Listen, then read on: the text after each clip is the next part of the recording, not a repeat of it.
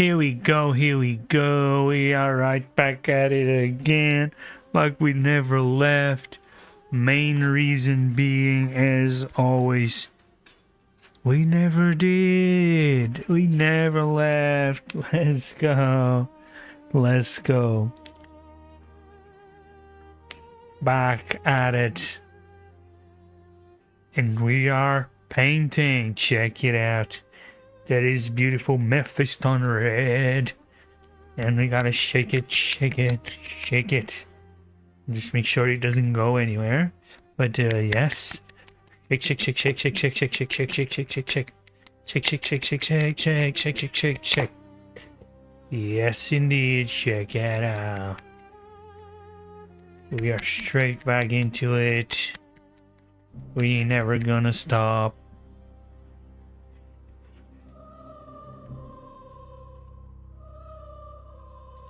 Straight right back at it again. That's what we love. Oops, the daisy, we need to mute this. Here, please.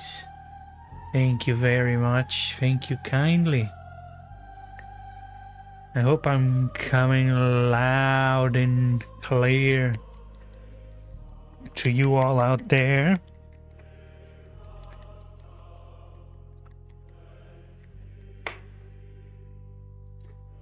As always, I think we got a good enough shaking going on. We're gonna take our brush. We're gonna take one of our toothpicks that we use to transport paint, have it around for touching up. We're gonna grab a bit of our water. We're gonna put it over here. You actually want to agitate this one because we pre-prepared some water with some washing liquid. We don't want foam, obviously not.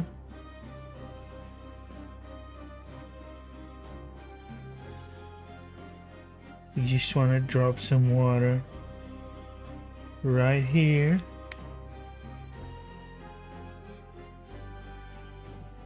Yeah. That's the good stuff.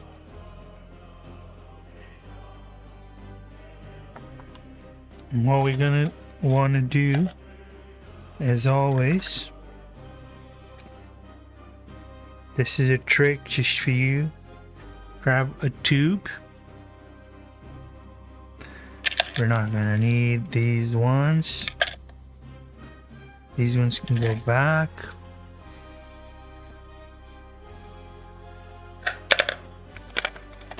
We're not gonna be using these ones. We got our handles right here. So we're gonna use this tube to dip in the water and grab drops of paint. That's what we want. We want to just grab it drop by drop. Total control of how much water. And to control how much water you get, what you do is you grab a tube, you dip it in the water like this, you hold the tip and you pull it out. Yo, Esmeralda, hello Blue. What's up, what's up, what's up? Thanks for joining. Much love, fam, much love. Are you ready to watch some painting? We're doing very exciting painting today. That should be enough water. Let's get our tube back where it belongs. And right here, we're just gonna use the tip of our little paddle to gently coerce a few drops of paint into this water and start mixing. There's a bit of excess here left that we want to grab. Don't want to waste anything. Of course, we're gonna proceed to right away clean this up.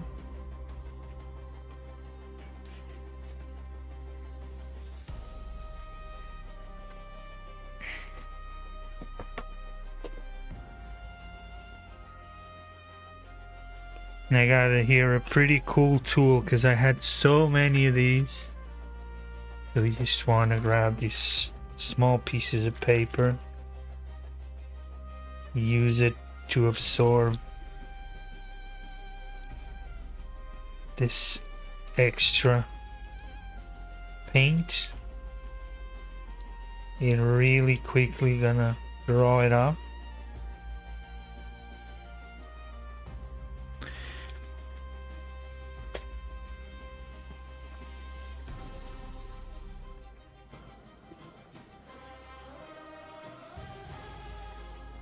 Please share. Please, please, please share. That's all I'm asking. If you guys can just hit the share button once today, please do it. I would forever be in your debt.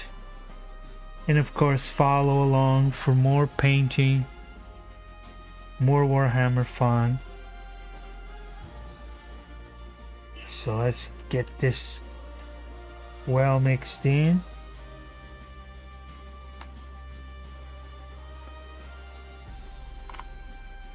So far that's looking good. Let's open our cleaning pot, grab some water, which is the same kind that we had before. Mix it up just on the tip, and we are ready to paint. Of course, right after we put away our pot. So just mix very small batches of paint. Also making sure I keep my hands as tidy as possible as to not dirty any of the models.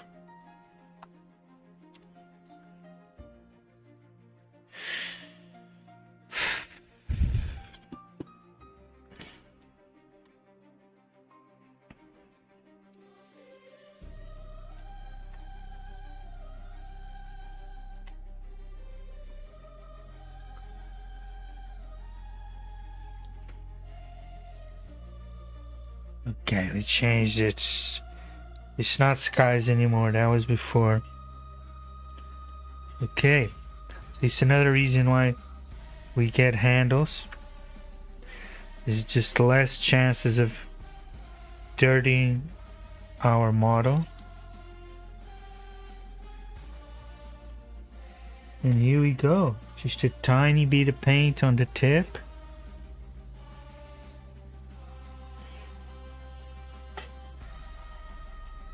You're gonna want to mix it really well.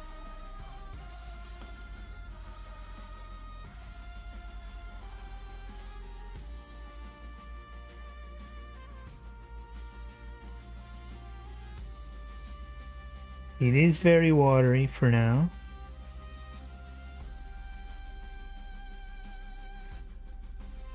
But I definitely plan it on it getting a bit better. I'm just still mixing.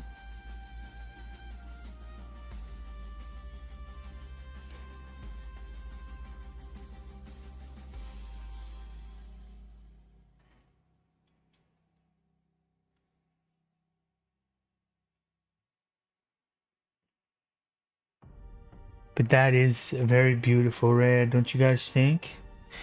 What do you guys think of this red? This is Mephiston. I'm just pulling it away from the fair rule, allowing it to dry, and start laying that pigment properly. See, it's very close. It is very flowy.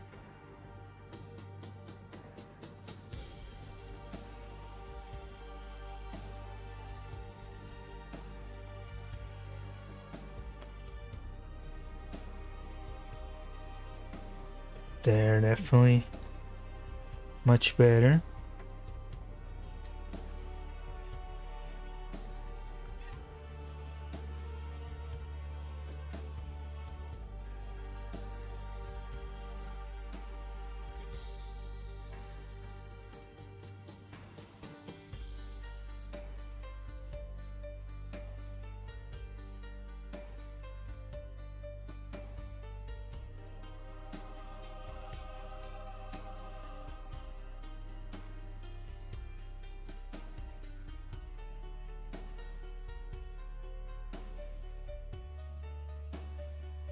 Hope that's coming to you with decent quality. Hope you guys are enjoying the stream so far. Kind reminder as always, if you guys can, hit the like, hit the follow, hit the share, call your friends, call everybody to come hang out and have some fun and paint some minis.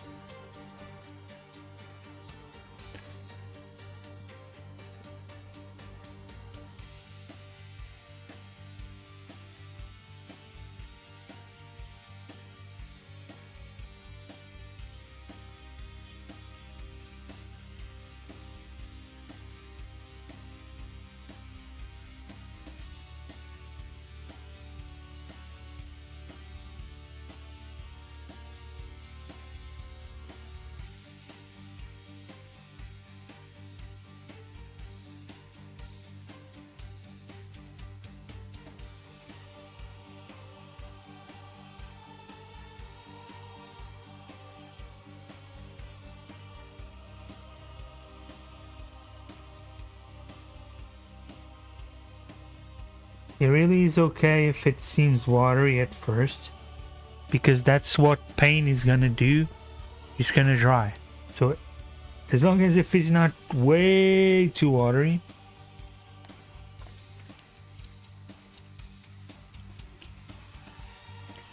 it definitely will start drying. So you don't have to worry too much, because very soon you're gonna be hitting it exactly that sweet spot. Just make sure you got the right amount mixed in, so it'll be close.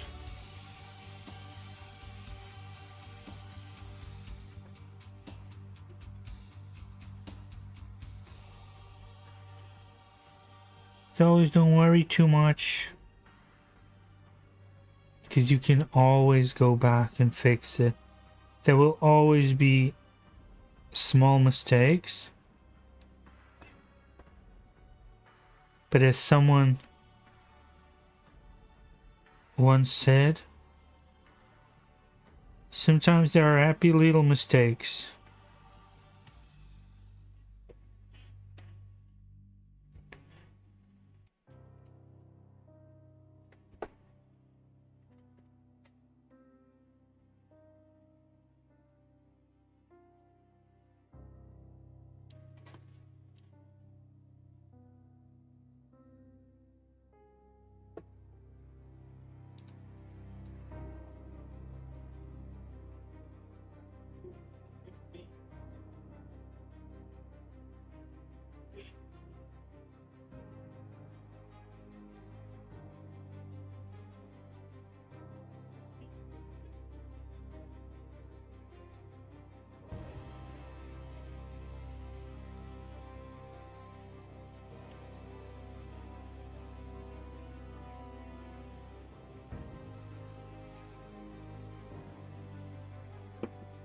It is obviously good to get it as perfect as you can, so just keep experimenting and learning your technique as best as possible.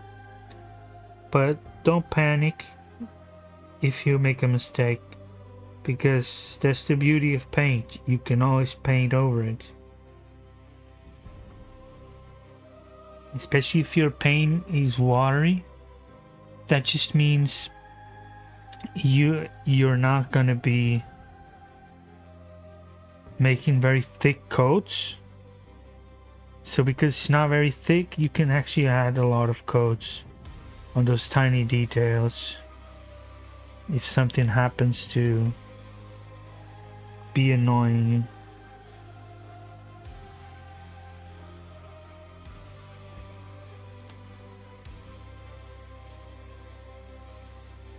So actually right here, this is gonna be red too, so it's perfectly fine. Not gonna have any problem if something goes over and touches over there.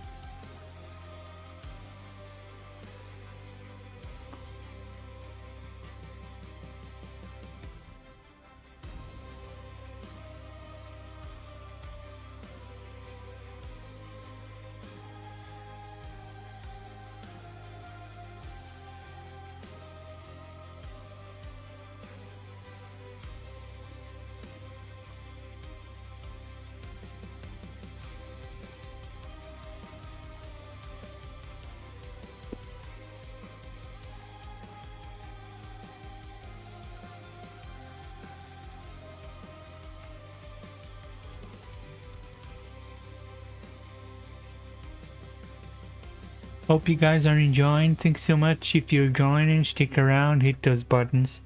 Come hang out.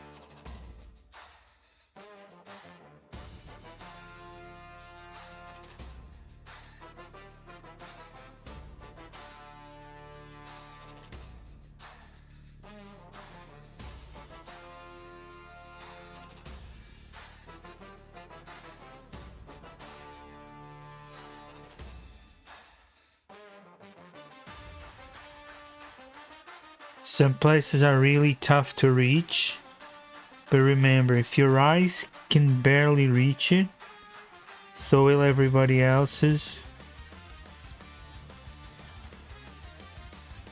and so will the light. So it will be a shadow. So you do not need to worry.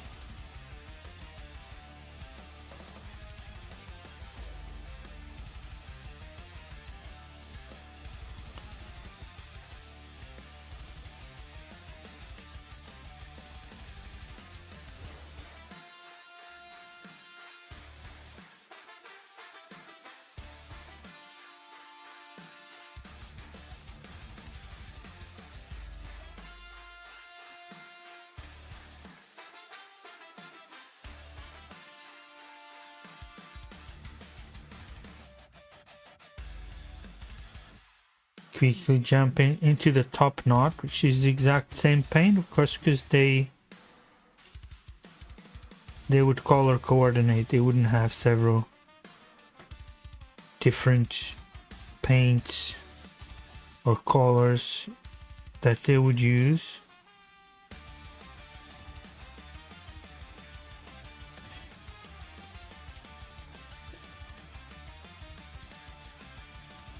I'm gonna get this inside edge while I'm here. Gonna get this a bit emptier. There's a bit too much.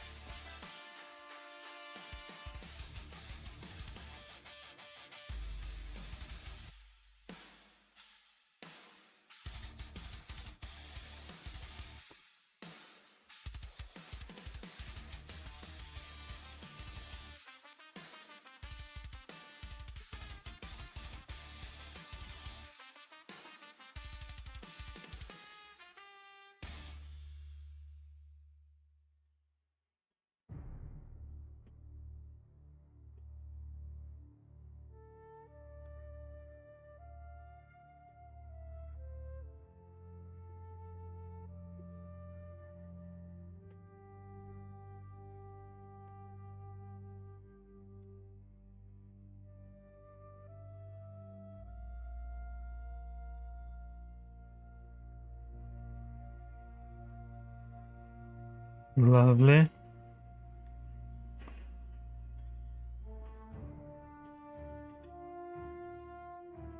Easy section here as it's right next to the other red. So that just makes it easy to reach, as you can paint both at the same time.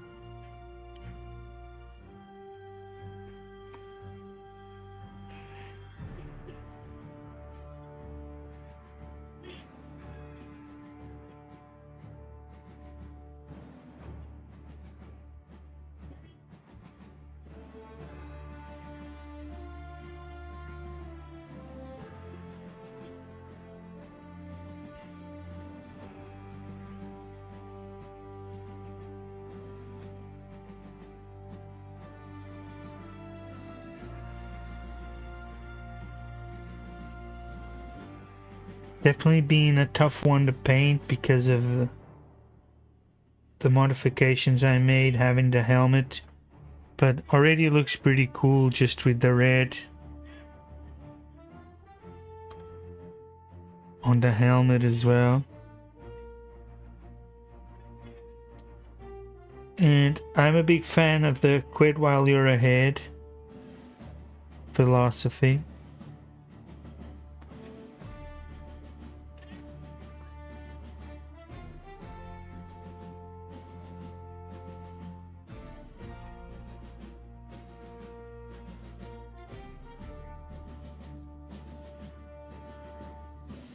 There are all these places that no one is going to be able to see.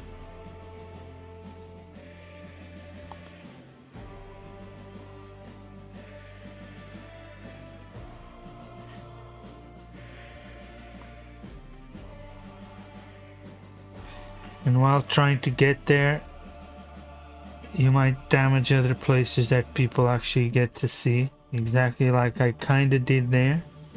But that's fine, I'm not worried. If I even notice that tiny little thing in the future, when I'm doing the golds, I can go in and correct it. That's always gonna be the case. There's always gonna be mini drops, mini positions that you didn't perfectly love how you ended up doing.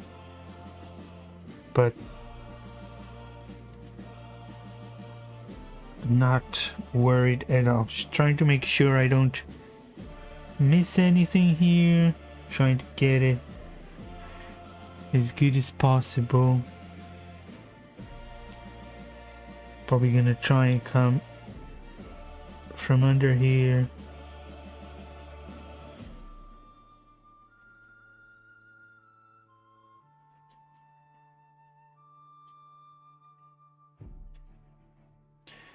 Getting those edges.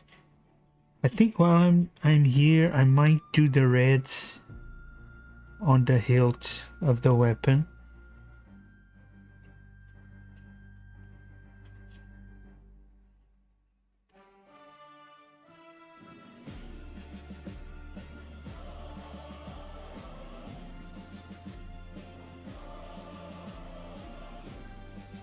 Because why not?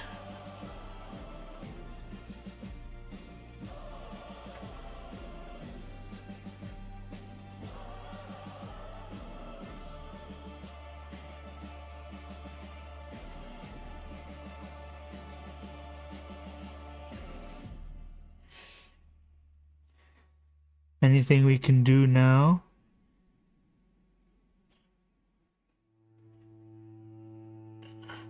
No point leaving it behind.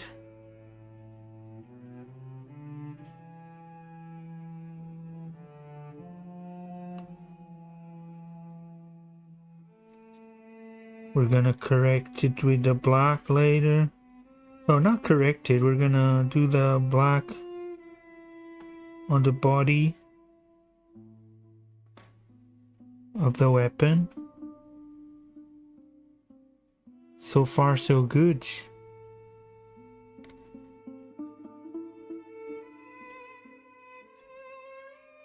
Just go into the tiniest of details now. I think there would be a good one.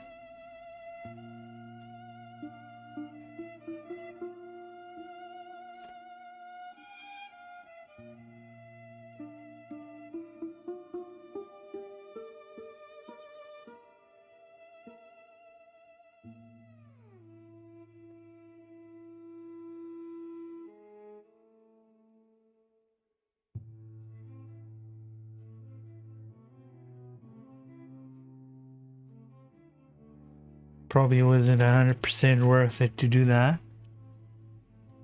but we're gonna do it anyway.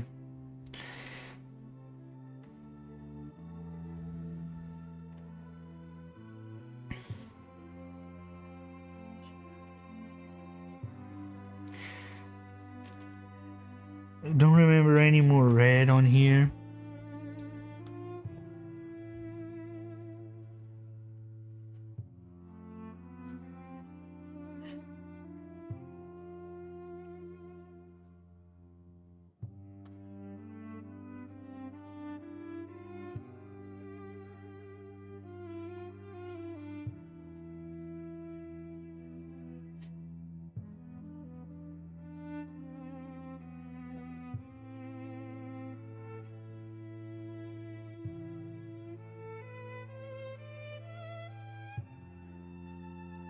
While the quitting is good and the quitting is good right now, everything is as it should be, and very pleased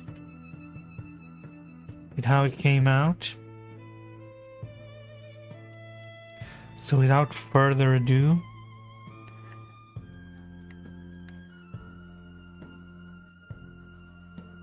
we're gonna jump over to the next and double check, make sure I don't dirty the model and didn't get paint anywhere I don't want it to get. Should have gotten this open properly before I grabbed the model, but no biggie. It was no big deal. Again, one more triple check, make sure, get all the paint out, there's nothing wet paint going on. Not a lot to do in this one, honestly. It will be the top knot, of course.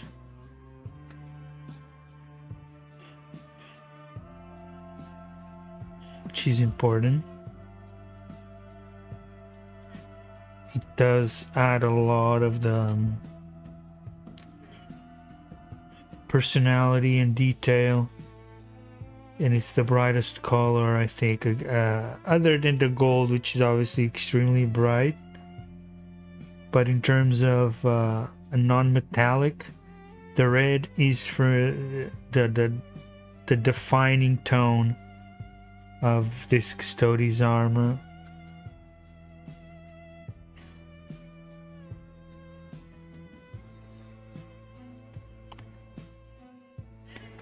And sometimes it's gonna be pure Mephiston like the top knot.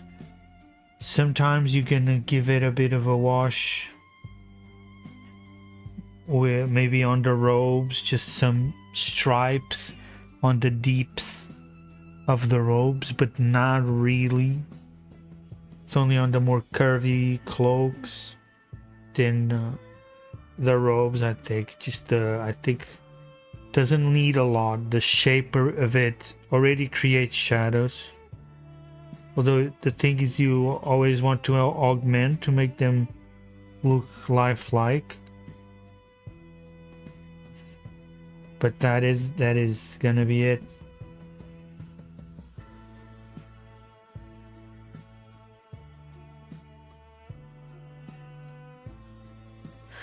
The red on this one is really just the top knot. I might do just a touch on the bullets. I think it looks cool with the red bullets. Gives it cool contrast. with the black casing, gold detail, and the gunmetal clips that it has.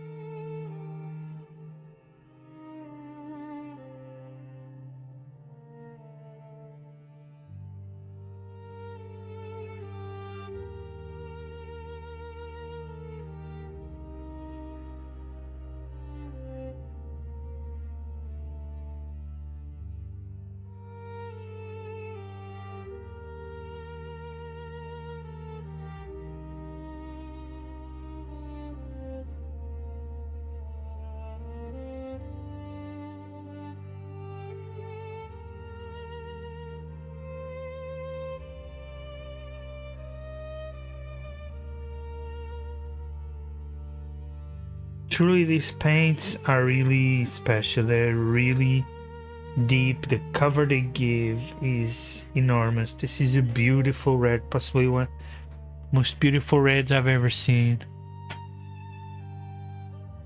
And yeah, that is gonna be it for this one. Other than, like I said, very slight touch over there, and then we gonna cover it with the gray on the clip on these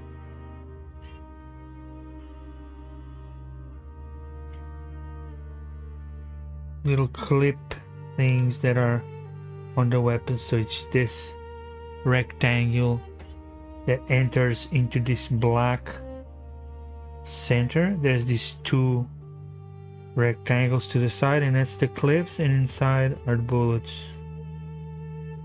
So I like the bullets red.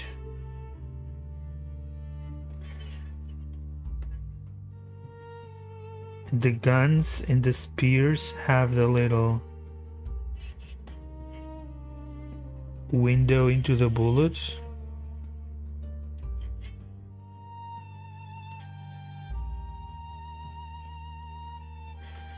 By the guns, I mean the swords. The actual axe is different, has a round thing with no window, which is interesting in itself.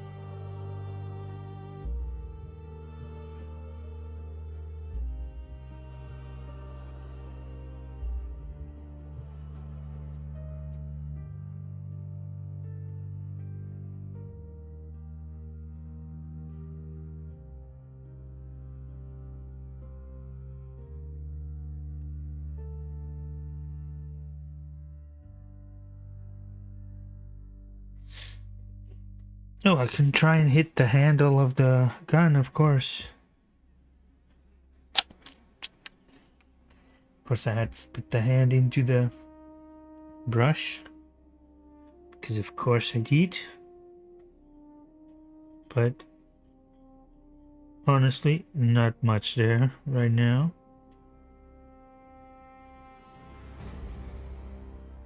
Over here trying to give a good coat onto here.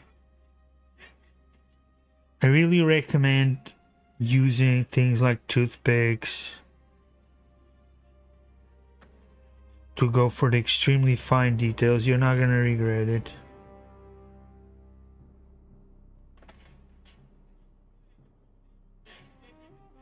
We're talking very, very, very sub-millimeter detail. But it really makes it pop if you can paint in between the fingers of the hand holding the hilt of the sword. I mean,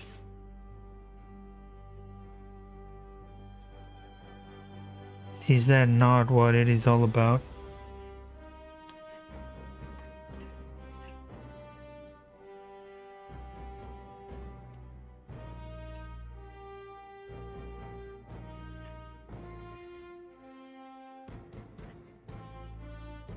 It just completely breaks it up.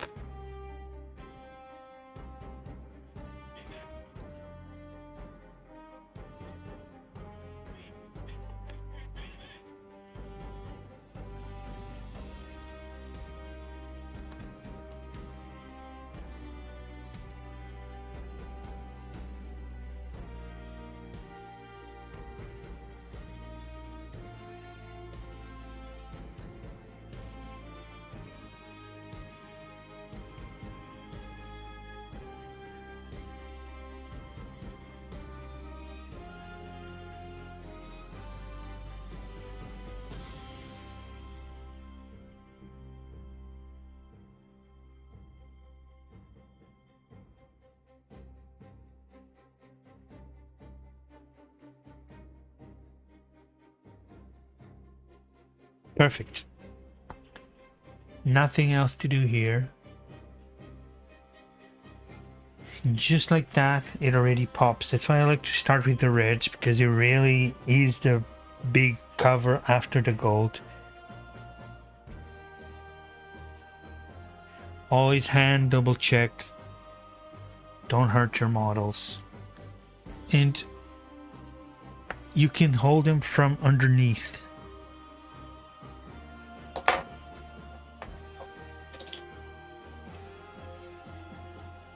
Yeah, and don't drop them like I just did.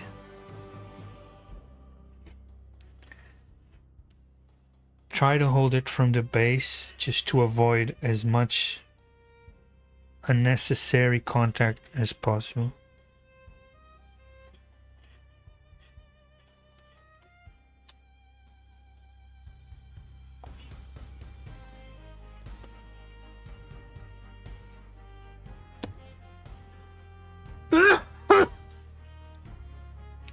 Sorry about that.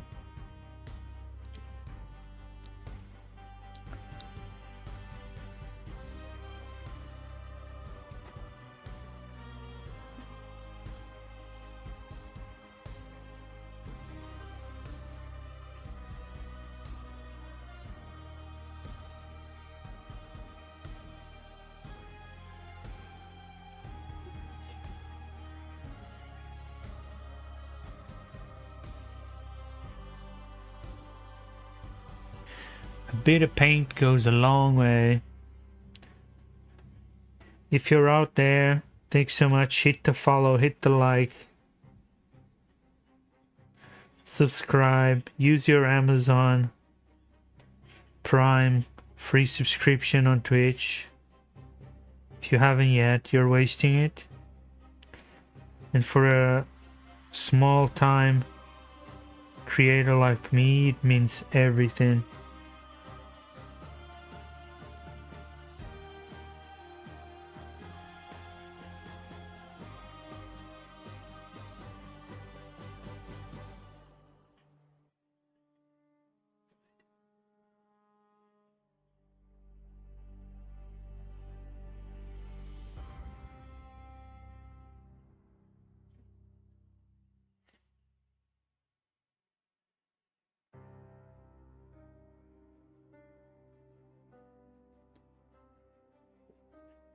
And I really wanted to have the full experience painting my 2000 points, building from scratch, and have everything, because I mean it's something you get to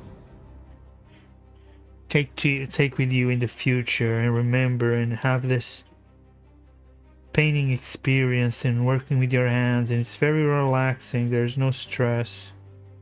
Of course you feel a bit of tension when painting, as you want to do your best. You don't want to make mistakes and dirty up your model, but always in the back of your mind there is, yeah, I'll touch it up. If anything happens, I'll touch it up. I'll cover it up. And it's never gonna ruin your model, because you're using such a good pigment that the layer is not thick at all. It's a very thin, very heavy layer. It's called a base layer. So it really completely covers very deep. Covers completely the underneath. The primer in this case is the gold.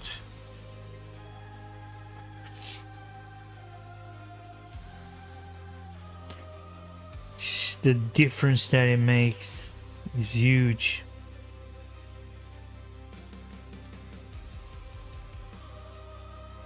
Just applying the red just makes such a completely huge difference to it.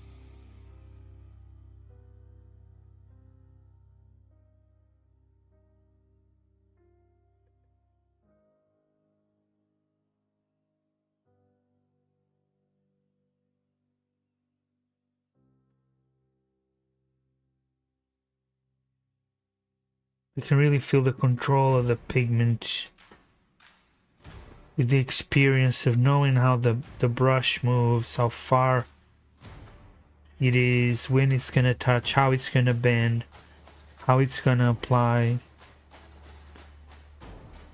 I'm not saying at all that I'm an expert, just saying that I can feel the improvement. I can feel getting that experience in, of knowing, of feeling, because it's all about getting that feeling for the brush, feeling for the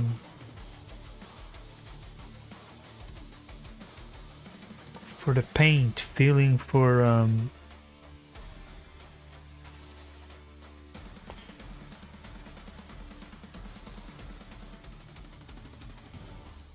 feeling for the how it actually works together, how the pigment transfers to the material. That of course involves the primer as well. How much primer do you need? How the primer reacts to what you do.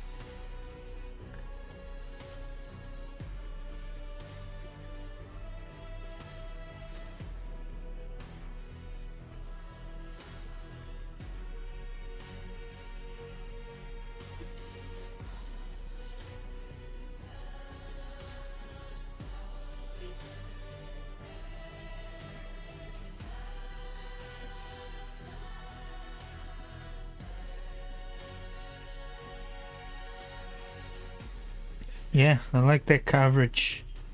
This of course is not a weapon. Oh, this is.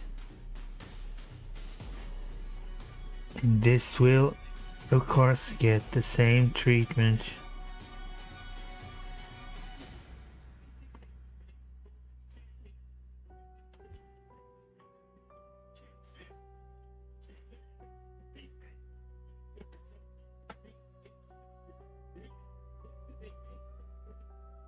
Yeah, the Vexilla will get a little leather treatment on the stem.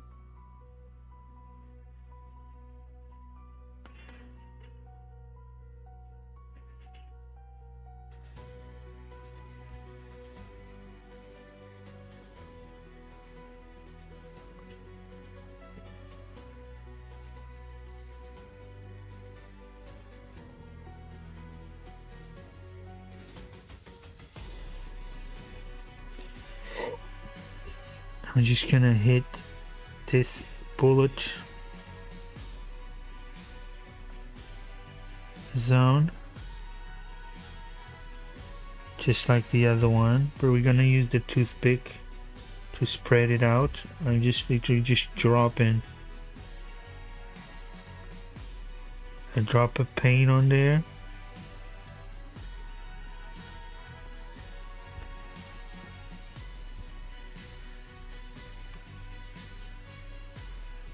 And the paint is much easier to spread through that inside area with the pick.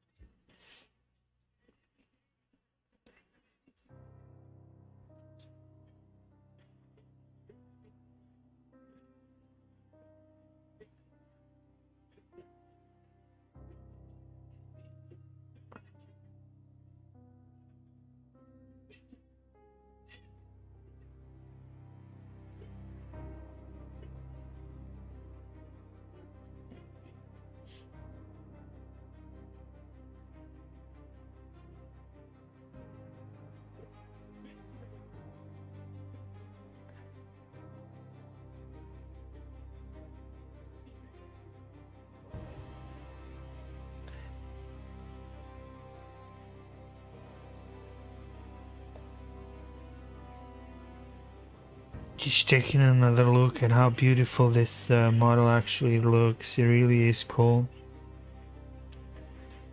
Nothing else red to paint here, but wow, is that not enough? Perfect. Hand check. We're looking lovely.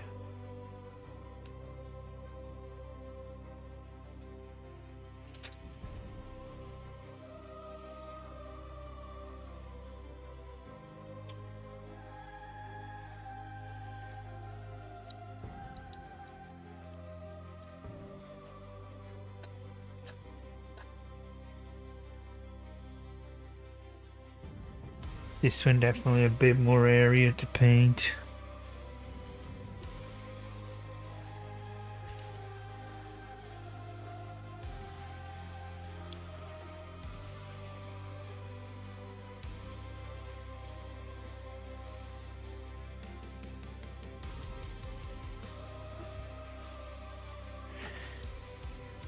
Yo, how's the god? What's up? Hello, hello.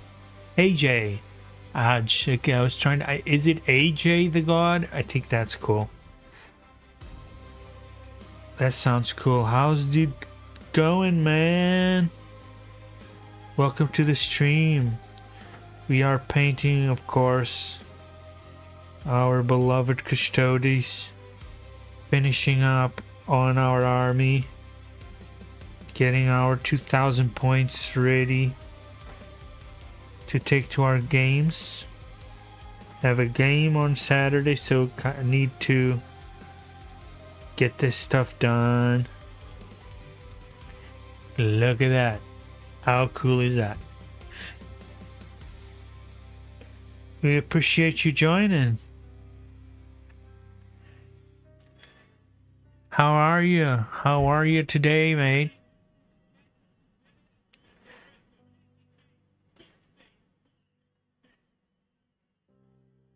How's the sound coming through? Any good? I'm trying something a bit different, so I understand if it sounds a bit weird. I hope not.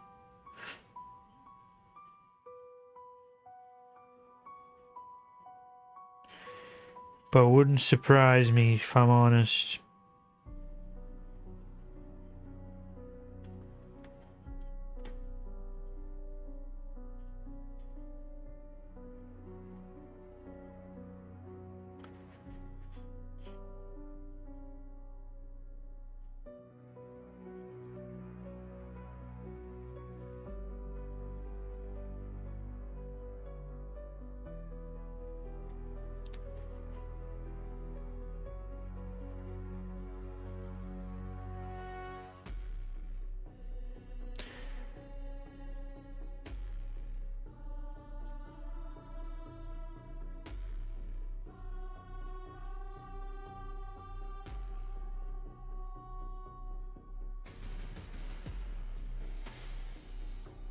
Sorry if it took me a bit to respond, AJ. I hope to see you again, and I hope that you can come back and come hang out.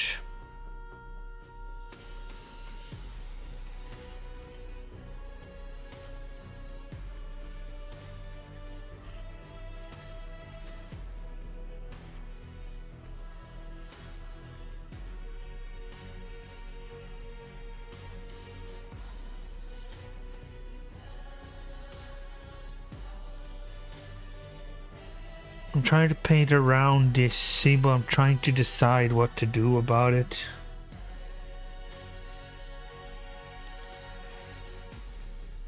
I will try to leave it unpainted. Both the symbol, the ropes, the knots, the charm. Because I think it will look cool to give it the grays, the whites, over the golds, then over the red.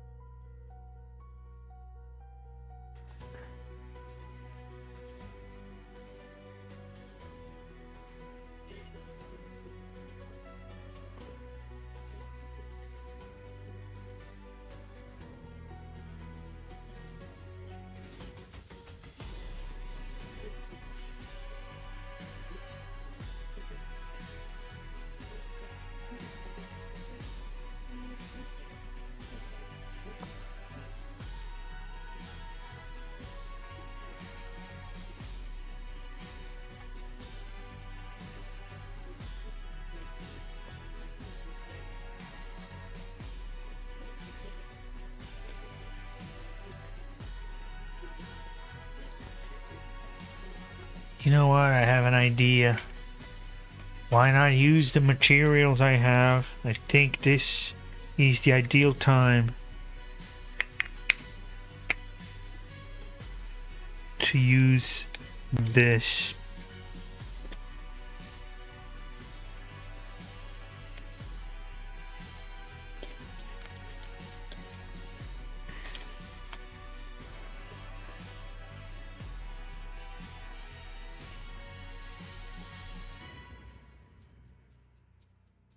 Oh yes. Oh my, oh my. Now we are talking. Now that is precision. Now that is control.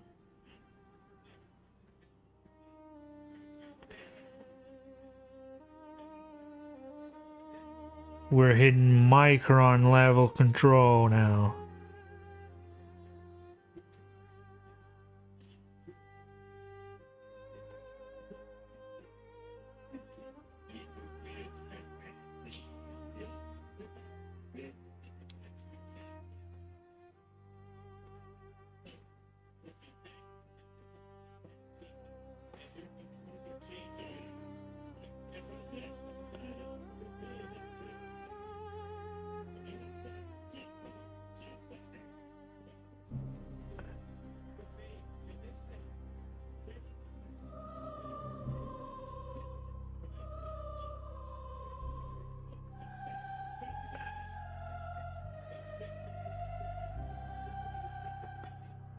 And this pigment just feels so perfect going in.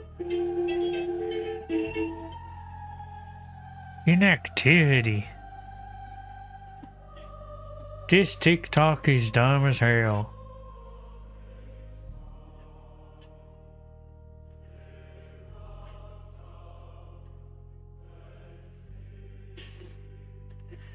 What are they talking about, inactivity? Yo, thanks so much for the follow, AJ.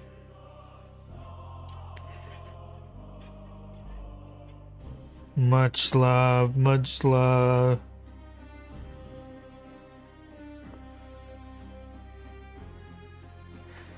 Who needs brushes? I could paint this whole thing with just toothpicks.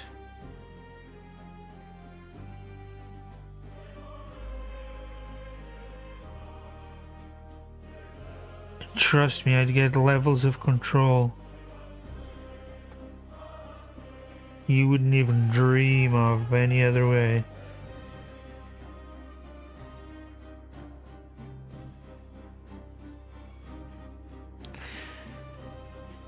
Julian Phillips, welcome. Thanks for joining the stream. Much love.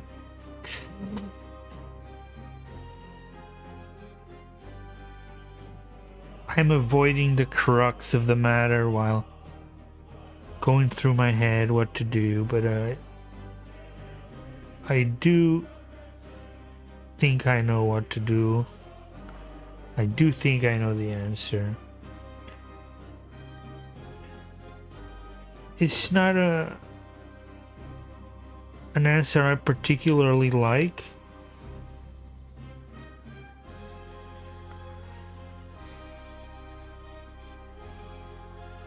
But I do know it. I'm not thrilled about knowing it.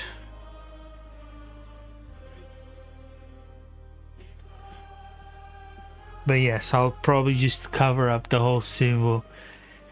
The right answer is then just very softly dry brushing gold onto the logo. Over the red. I think that is the right answer.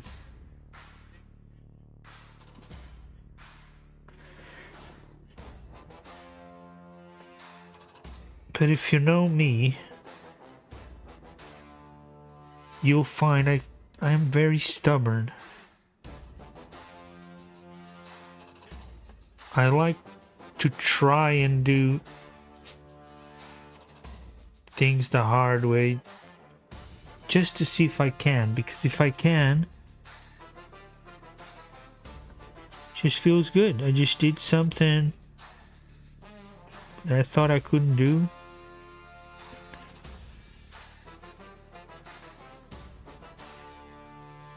Or that I shouldn't be able to do, but I did.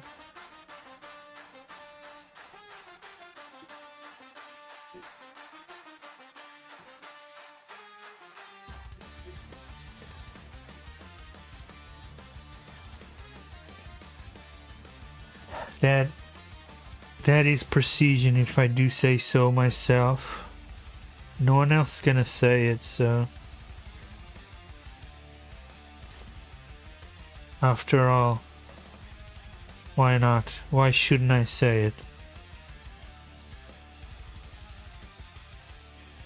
To be honest, I don't think it's precision on my part. It's just I have to resort to using something like a toothpick.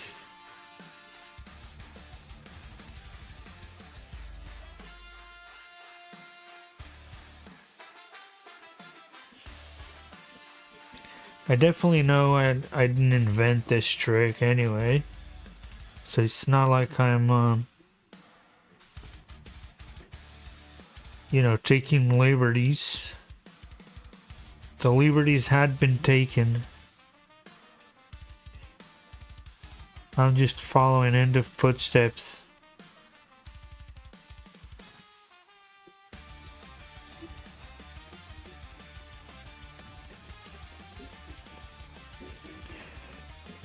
Let's go.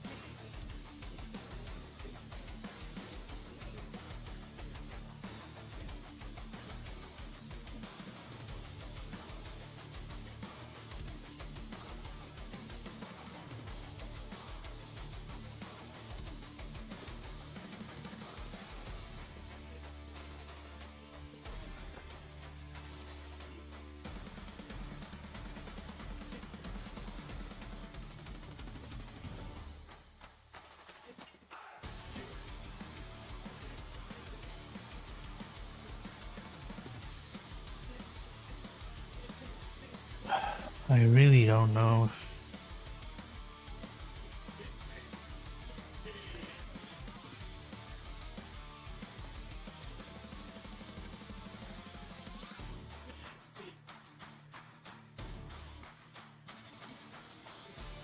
Can't even see the details on it. It's so small.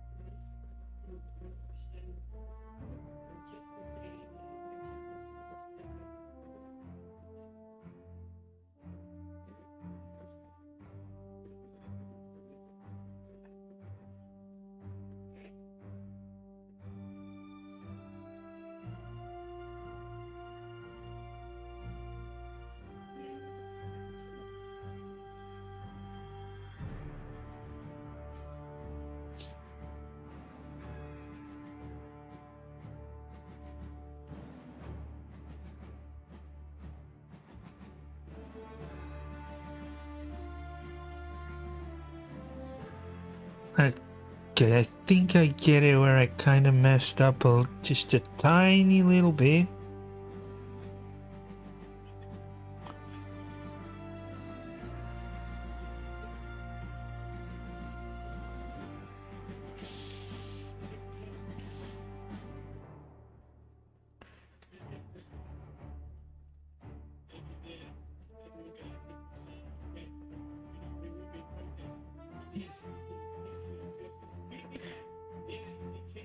How's it going, AJ?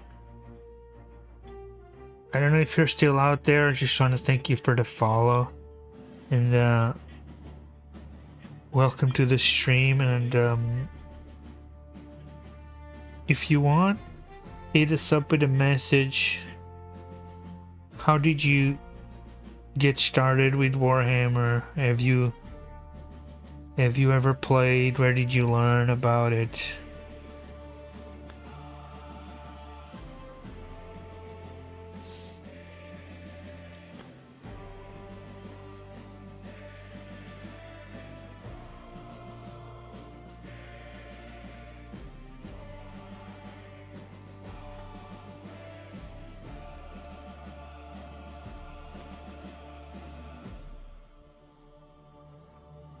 I think he's getting about the time I need the brush again, because the difference with the brush is that I can really flatten it onto this surface.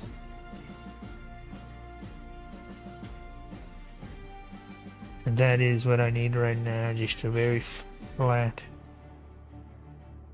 So it is always, as exactly with everything else, it's always about the right tool for the job, not pushing ahead with what you have. No, it is switching up when you have to switch up.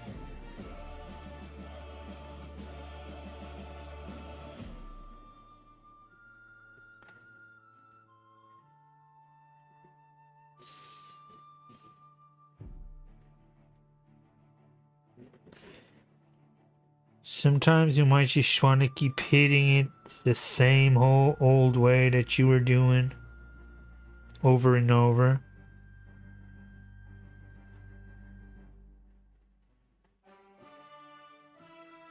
But you gotta tell yourself, when do I need to switch up?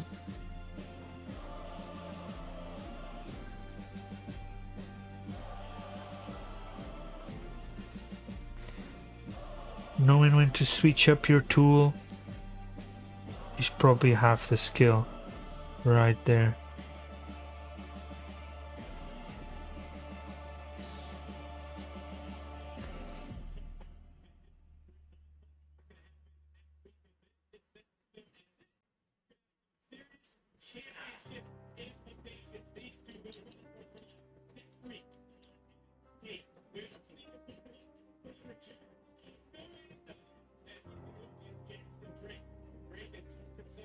No Dar. Oh, that's the name I hadn't heard in a long ass time.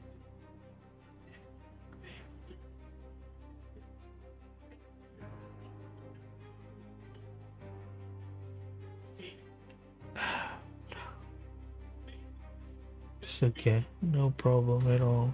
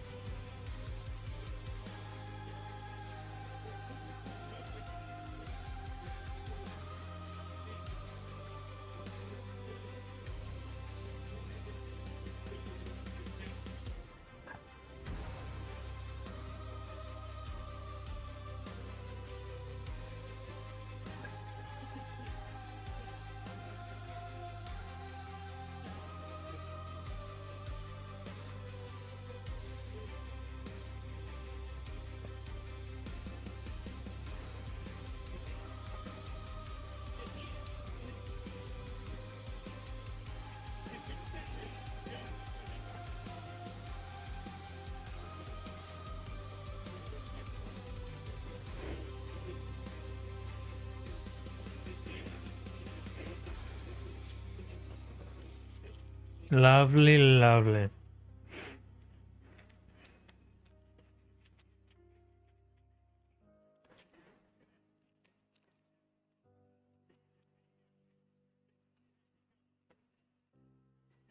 I believe in Tavion Heights.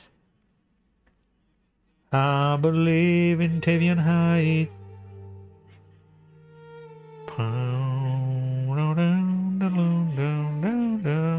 There's a good bit of reflection in any case.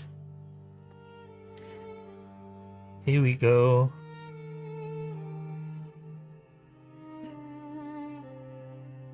Toothpick power, perfect. Every time.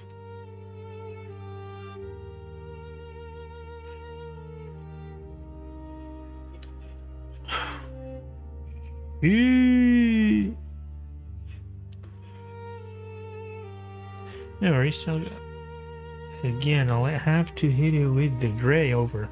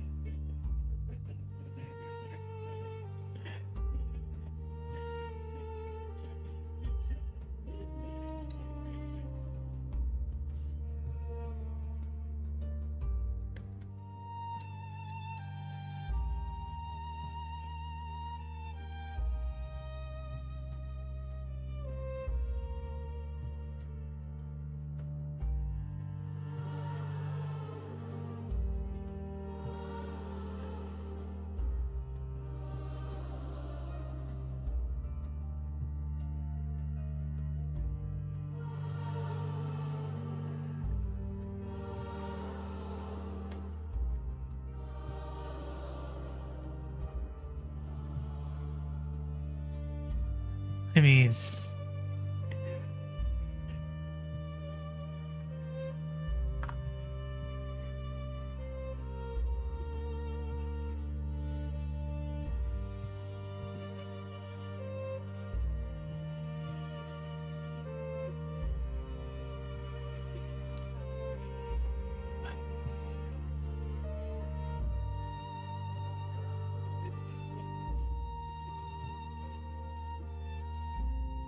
it really is hard to get it any better than it is.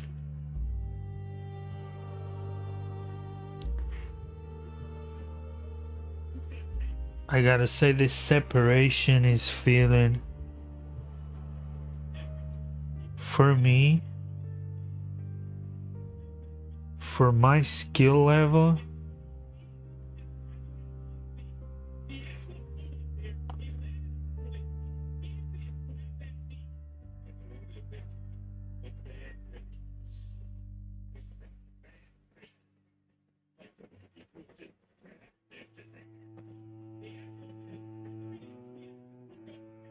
in the end it all comes down to that. What's your skill level? What are you happy with? What can you achieve in a kind of practical time frame without spending 5 years on one piece?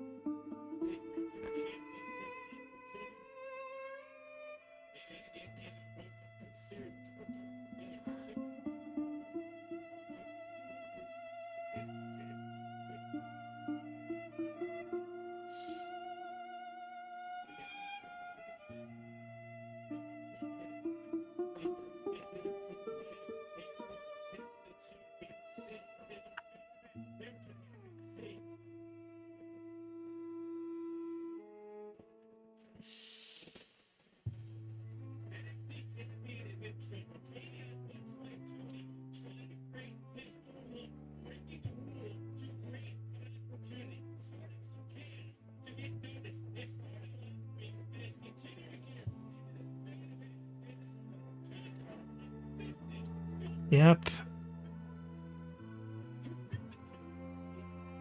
We're hitting quit while you're ahead times.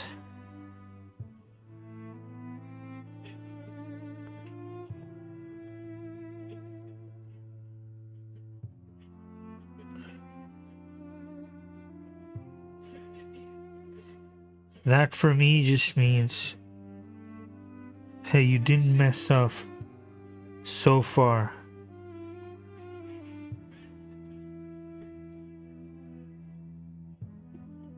And you got it done. Take the win.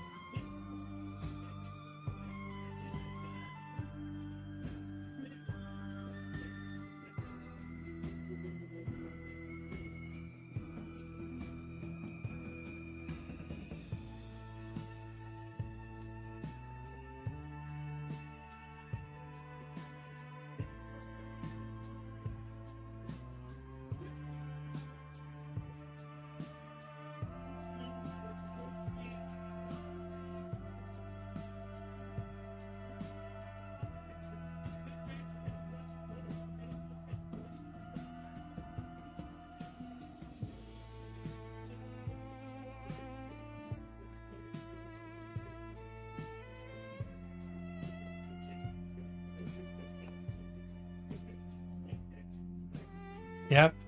Quit while you're ahead of time.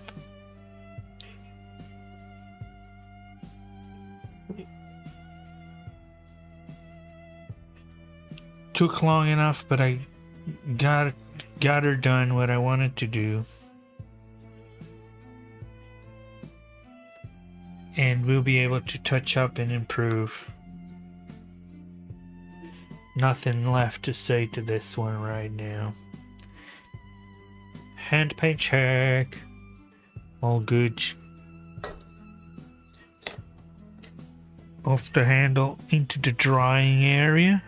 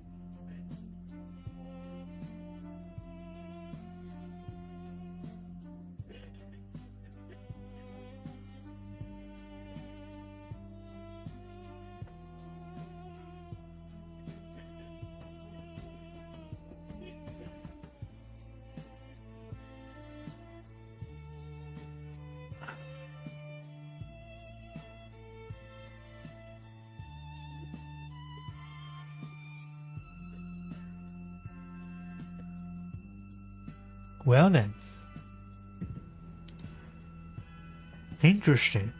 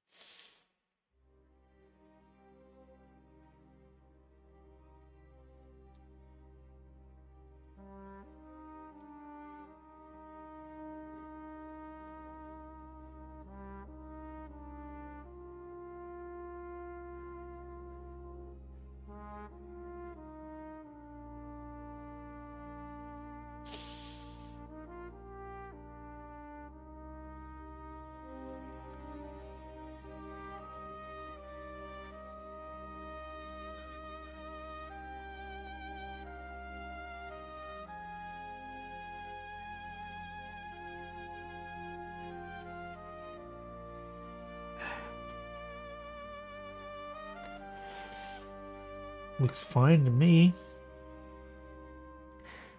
What else we gonna do, red? So it's just literally just a handle.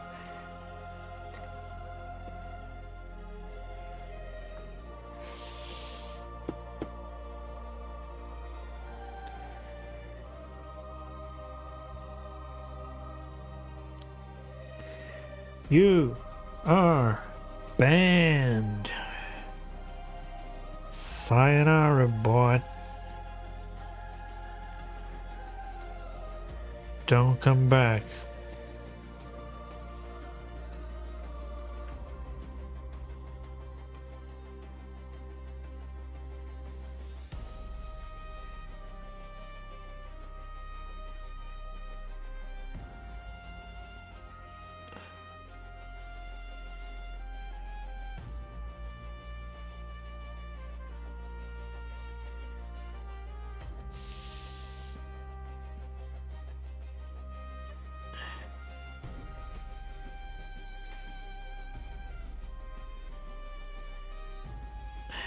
And there's no way anyone can see that, but I can't.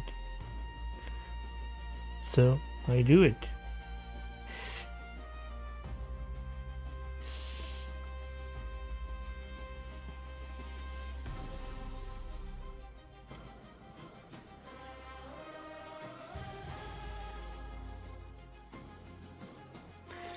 Okay, this is better with this one from this direction. Oh, he's trying to run. He's trying to run.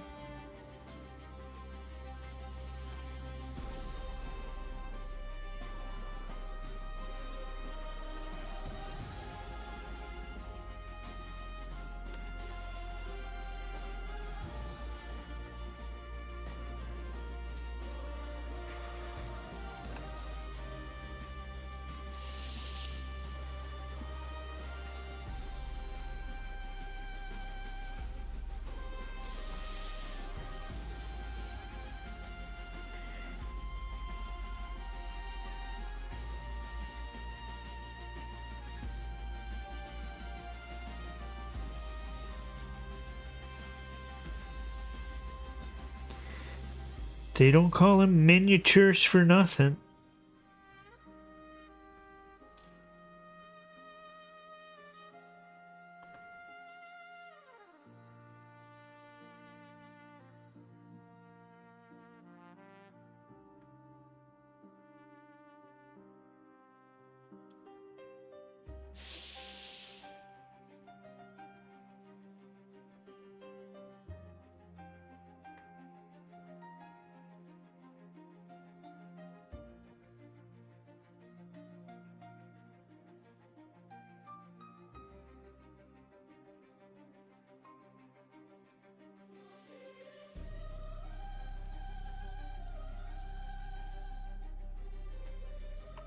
That's it. That's the mini.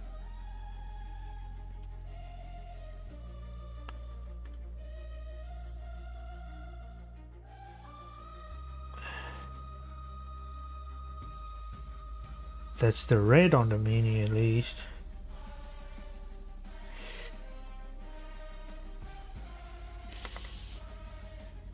So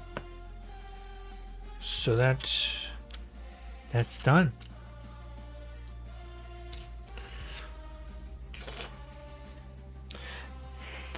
Moving swiftly along.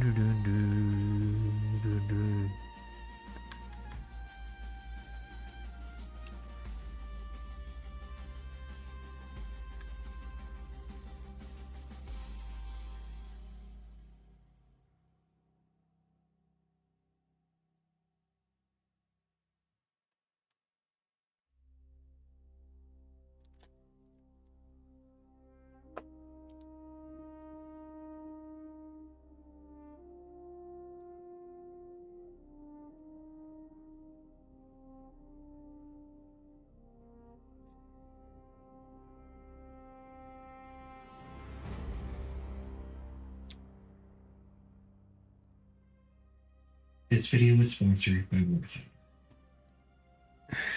Settle down, settle down. Still, a taste of death that is sin. You are still alive. Maybe you enjoy the sort of solitude only the deep night can provide you. Or maybe you just can't sleep. In any event, you've decided that this time is an apt one to watch some spooky stuff on YouTube. And so you sit in a quiet dark room, listening to tales of disturbing 4chan threads you read on the streets, each one promising you a good scare. The more unsettling than the videos themselves, they're bright, loud, and in the late hours of the night, they just feel oppressive, almost acting like jump scares when put in the middle of otherwise quiet and serene media. After finishing the video, you click on another, expecting yet another jarring and intrusive commotion. But this time, You don't get that. What you do get is much stranger.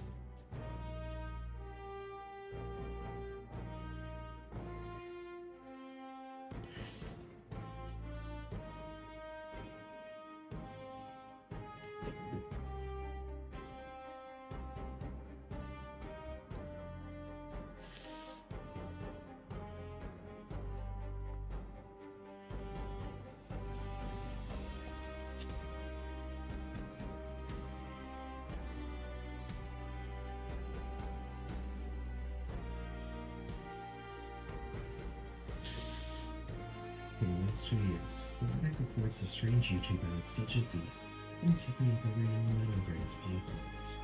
They seem to appear mostly in channels focused around dark media, the most commonly reported creators being Nick Carter, Windigo, and Moscow, with the one we just watched apparently appearing in Netflix's Darkest Lost Media Volume 2 from 2023. The ad itself uses considerably alarmist language, informing the viewer to arm themselves against their enemies, and alluding to some hidden knowledge, which I'm assuming is the product that's being advertised here. The clip ends with the phrase, as many internet users will stumble across the strange ad right, the company supposedly running these commercials is called the Latent World Program, and they have several ads done in the same style. This one.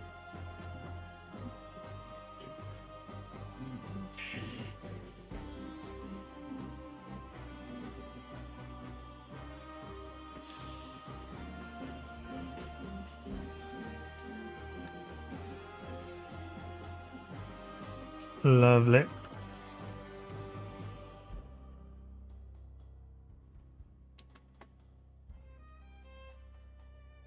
This one, again, uses alarmist messaging to allude to some future conflict or breakdown in society. But while the last ad ended with the slogan, this one ends with a set of coordinates, which leads to a property in Los Angeles. One is apparently a former Cold War nuclear bunker which was once used to film American propaganda, but is now owned by Jared Leto. Before we get too far down any weird rabbit holes here, I think it's time I bring up the elephant in the room.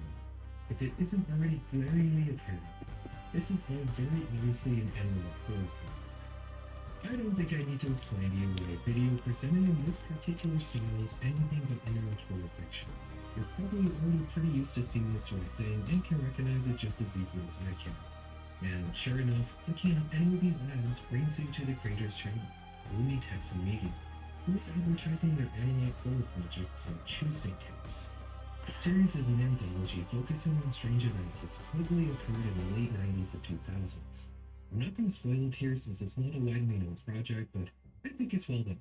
While the ads are a little cliche, the longer shorts that make up the meat of the project manages to do something a little different than other analog horror projects, feeling more like something from a VHS movie rather than yet another disturbing broadcast slideshow. I recommend checking it out. Even if the ads are obviously a work of fiction and analyzing in isolation, they still manage to disturb a lot of people. It's one thing to click on an analog horror video on YouTube knowing full well it's a work of fiction. It's another thing to receive that same thing but presented to you as a real ad. There's an expectation that commercials are advertising real things. After all, many of the ads you get on YouTube aren't all that different than the commercials you see on TV, which are expensive to buy and regulated by broadcasters. But what you may not know is that YouTube is not like this. YouTube ads are much cheaper than you would think, and anybody can buy an ad for just about anything. Gloomy Text and Media managed to find a creative and unconventional way to advertise their horror. But lately, people have used YouTube ads in much more disturbing ways. Not only blatantly skirting around YouTube's community guidelines with clearly objectionable content advertising outright scams, but people have also used these advertisements to hurt others. In this video, analog horror is by far the most innocent example we're touching. Everything from here on out is going to be examples of people misusing the system that not only pays YouTube, but also all the creators who watch, including myself. If you browse through any YouTube-focused communities on the internet, like the YouTube subreddit for example, you'll notice a lot of posts recently complaining about scummy ads. As of late, this problem seems to have gotten really bad, and today we're going to analyze some of these advertisements to see if we can make sense of why it's gotten to this point. But before we get into that, we need to go over a bit of history to figure out how we even got here. Because believe it or not, sleazy ads hasn't always been as big of a problem on YouTube as it is. Back when YouTube first launched, the site didn't really have any solid foundation set in stone to generate revenue. The only ad placements that existed at the time were individually negotiated brand deals, like when folks inked a deal with YouTube or Paris Hilton to advertise a show Prison Break on their channel. These ad placements would be few and far between, and they didn't amount to any substantial revenue for the platform, which had been marking up enormous and unsustainable storage and bandwidth bills. This accounting imbalance and shaky revenue model no doubt played a big part in the platform accepting Google's $1.6 billion buyout in late 2006. Google had already long figured out how to monetize an internet platform. Their AdWords program was effectively a self-serve advertising network that allowed marketers to narrow down their audience demographics by basically any metric. Whenever a user who fit the right criteria used Google, AdWords would choose whichever applicable ad was willing to pay the highest price to have their advertisement sit alongside organic search results. Not saying Sheesh. how many users have clicked on each ad already, favoring advertisements that were more likely to be clicked on. This made for a system that not only incentivized advertisers to pay the highest possible price, but it also made for high quality and relevant ads that users were more likely to pay attention to. Okay, This was that is all she wrote over there. Moving swiftly along. They would have to share a portion of the revenue with Google. YouTube ads in the exact same manner as they would for search ads, but the process being completely self-serve.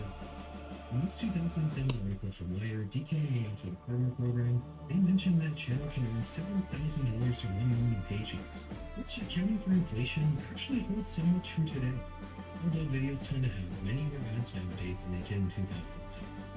The partner program was a massive success, and it led to a new job being created: YouTube. It was now a viable career for independent creators to make silly videos for their fans to watch, and the average content on the site slowly transformed from goofy, off-the-cuff campfire skits filmed in mom's basement to the slick, polished professional content we're used to seeing now. Alongside this corporatization, Google was also busy developing and improving their platform. During the 2010s, they would launch basically every ad format you're used to seeing now: skippable pre-roll ads and interrupted mid-roll ads for videos. All in all, the program was a huge success. I'm sure no one enjoyed watching commercials, but YouTube's system was and is the absolute best way for a budding video maker to monetize their popularity. But as impressive as it is, there is a problem. One started rearing its ugly head back in the middle of the 2010s. Like I mentioned earlier, AdWords is completely self-serve. During the entire process, the only human involved is the person setting up the advertisement. While Google does technically need to approve your ad, it does so with an automated system. This means, theoretically, you could pay a ton of money to show almost anything you want to a massive amount of people, as long as it passes the automated review. Do you think there's any chance somebody might decide to use this system in the long run? Back in 2015, users watching innocent videos would be jump scared with a few more.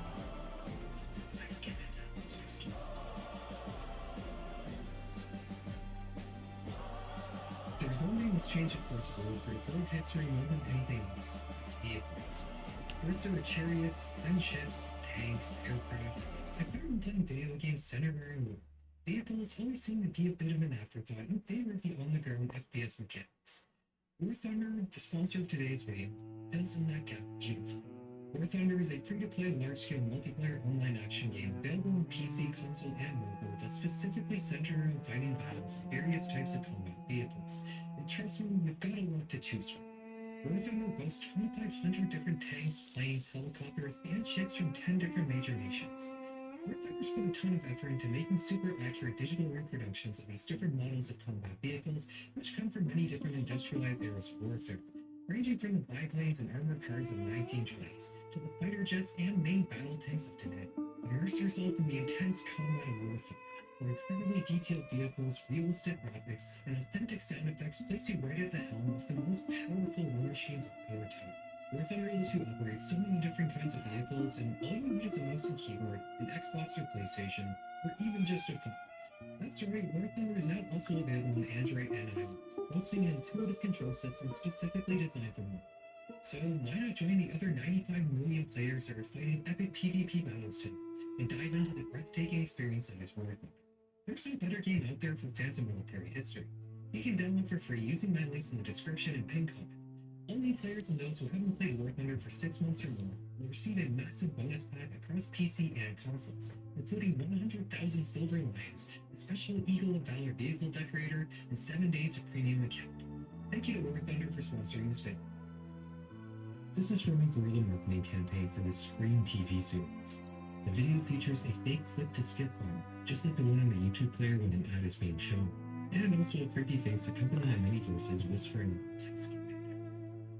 This would scare a lot of people and will live in the minds of users as a 6-second fever dream, with this 2016 post on the Lost Media Wiki debating if the ad even exists in the first place. I'm not bringing this to your attention because it's necessarily that scary or interesting, but it is the earliest example I could find of someone using YouTube ads in an unconventional manner. And it would certainly not be the last. I don't think there was any specific catalyst to this happening, but in the mid to late 2010s, people began to catch on that you could run pretty much anything as a YouTuber, and you didn't need to be a big company spending big money to do it. You could spend $200 and you would get your video put in front of thousands of people.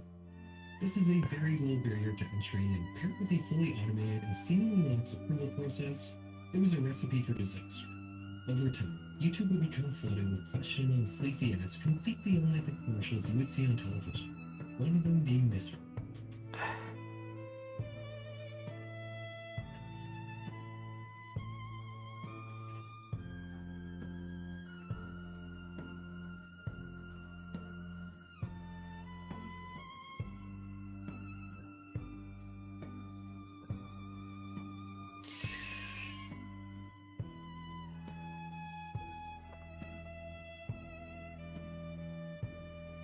This pre-roll autoplay ad shows low-quality ring camera footage of a woman screaming for help as she resuscitates a small child on a brain.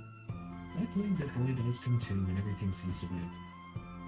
This commercial is advertising a product called Life, a device that can be used to stop a child from choking. This is apparently a real clip of an unconscious child being rescued with this device. Without any sort of editing or polishing except for those odd black squares in the corner, this is just downright disturbing. What YouTube decided to show you a portion of a shock video as an advertisement. Imagine you're putting on a private paid video for your kids and instead you're showing grainy security camera footage of a woman screaming for help. This commercial may be questionable ethically, but at least it is advertising a real product and it does technically follow YouTube's community guidelines, even if it's disturbing. The ads we're about to talk about do not follow YouTube's guidelines and do not advertise legitimate products either. And judging by what I see every day in the YouTube subreddit, they seem to be the most common kinds of ads people are getting right now on YouTube. I'm sure you can guess what we're about to. The world of advertising and marketing is one that's constantly shifting and transforming to keep up with the ever-changing landscape of consumerism. But if there's just one thing that stayed constant throughout the years, it's that sex sells. When the Industrial Revolution first kicked off the modern art of marketing and advertisements in the mid-1800s, provocative imagery was already a key part.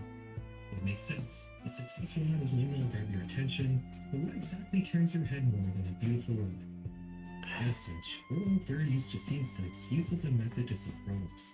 But have you ever considered just how provocative imagery is used? You may assume you just need to slap a scantily clad woman next to whatever you're selling and call it a day, but it's actually not quite as simple. Studies show that people will forget what they saw in an advertisement twice as easily if too much provocative imagery is used. The theory behind this effect is that sexual stimuli may create a sort of psychological numbing effect. Or in other words, it just makes you less stupid. This means brands take careful consideration of how much and how little sexual content they use in their commercials. They want a consumer to remember what they saw and then go act on that knowledge in the future. That's the goal of traditional advertising, to plant ideas in your head. And making your consumer's brain go monkey mode is not the best way to do it. But you know what monkey brain is great for? Clicking.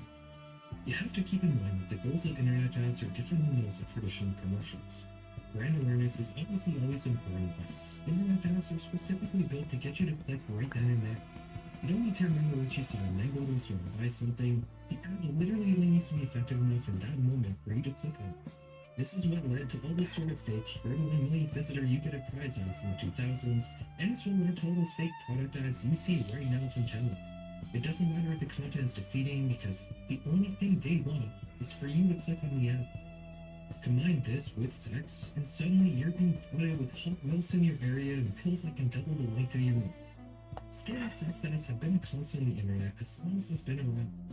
And YouTube though, I'm not actually sure when it started. I've personally been using YouTube since 2007, and I don't really remember seeing nearly as many questionable ads back then as I'm seeing nowadays. But I can't find articles complaining about the problem that go all the way back to 2008. I do think that the issue likely got a lot worse when people started using YouTube ads in more non-traditional ways, so I'll make an estimate that this problem probably started to rear its head in a big way in the late 2010s. These ads are short. They range from gooner and fetish TikToks to what appears to be brazenly propped full-on pornography. One weird thing you'll notice is that the ads themselves often don't really have anything to do with the products they're pushing. Very rarely will you see the actual product featured or mentioned in the ad. If you were to download the video files for these advertisements, you wouldn't even know they're commercials. You would just assume they're clips taken from some not safe for work segment, which actually leads into a theory I have. I think almost all of these videos are stolen and are being used without permission. We're going to investigate them. Pages I could find referencing Tito AI were entries in App Store archive sites, meaning that this was likely an iPhone app at one time, but apparently doesn't exist anymore. According to the description, it seems that Tito AI used to be a chatbot that would roleplay as your assistant to help you discover alien life. It's not entirely clear, but from what I can gather, I think it's supposed to be like the computer from Star Trek or something. This archive also says some of the reviews, many of which seem to say that it's a great platform if you're lonely, and it's a good place to have conversations with people. It's possible that the description for this app is misleading, and the app itself was something entirely different, and that could have possibly contributed to its removal from the internet. But I guess we're never really gonna know. The developer is Chinese and doesn't have any sort of official internet presence or any other apps. I can't say for sure, but everything here is screaming scam to me. The second company using this model's video is called Homie, and surprise surprise, it's another AI chatbot, one that apparently allows you to speak with many unique characters. Again, this one appears to have been removed from the internet and was also created by some mystery developer with no internet presence. I'm beginning to notice a trend, but let's investigate one more just to make sure. This one is very similar. A woman is pictured doing something suggestive on screen. Doing an image mark search reveals that this is another OnlyFans creator, and the product being advertised here is called Showsy. Again, it's an app that isn't around anymore, with the only traces of it ever existing in the first place only being this ad and a single entry in an App Store archive website. This one says it's a platform dedicated to sharing the beauty of traditional jewelry and the rich cultural stories behind it, which is a far cry from the tagline of the commercial, which reads, "Stop being lonely, call me." Again, the developer has no internet presence and is effectively anonymous. Every ad I investigate led to some sort of scammy-looking AI chatbot that doesn't exist anymore. But right now, we're chasing standards. If we really want to investigate this, we're gonna have to find one of these porn ads out in the world. I'll admit I've been a YouTube Premium user for a very long time now, so for this experiment, I made a fresh account and started scrolling through YouTube shows until I got a sleazy one featuring stolen OnlyFans content. That took me about 10 minutes when I came across this one. It features two women bumping each other with one subtly undressing the other. The app being advertised here is called Cat. When I clicked on it, I was brought to an App Store page featuring reviews that all said fake app. After downloading it, I was prompted to make an account, which I did using a burner email. Unfortunately, the app actually blocks all screen recording and screenshots, and I didn't really notice that until I had already set up an account and started using it. But suffice to say, it probably appears to be some sort of scam version of Tinder. You get shown different profiles of pretty women, and whether you swipe right or not, you'll match anyways. These women will then start conversations with you, and they'll immediately make it sexual, even requesting you to send them risque pictures, which, considering the nature of this app, could potentially be used for some pretty dark purposes. After a little bit, a message will pop up telling you that you need to purchase a premium account to continue chatting, which costs $25 a month. The scam is pretty obvious. Unsuspecting, naive individuals in a student state of mind will download this app and fork over the cash to continue chatting with horny clankers in their area. And they might possibly make themselves victims of blackmail if they decide to give in and send nudes. It's no wonder these apps keep getting taken down because they're outright scams at best and brazenly criminal blackmail schemes at worst. And it's almost ads are just slipping through the cracks of the automatic approval process. And even if they do eventually get taken down, they've likely already done some damage just being on YouTube at all. This has already gotten a little dark, but what if I told you that it gets worse? People use YouTube ads to advertise far worse things than fun. And this next topic is an example. In the early 2020s, young people using YouTube would begin occasionally receiving this strange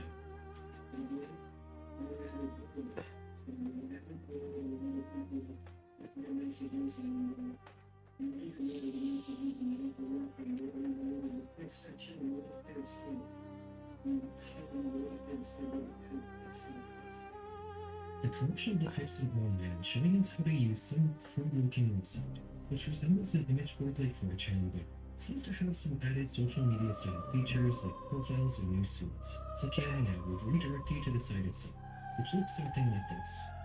It's called TeenerTake, and it describes itself as a website where young people from ages 13 to 22 can get together and express their thoughts and takes on different topics.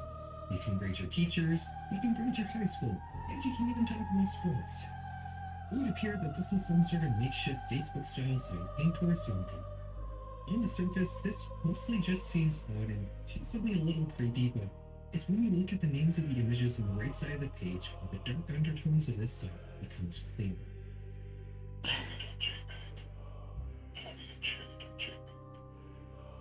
Whether or not these two young women are of age doesn't really matter. This site is mostly aimed towards minors, and having two pictures labeled cutie and hottie sitting right next to an age range that mostly consists of ages less than 18 is not exactly a good sign. But it gets even worse.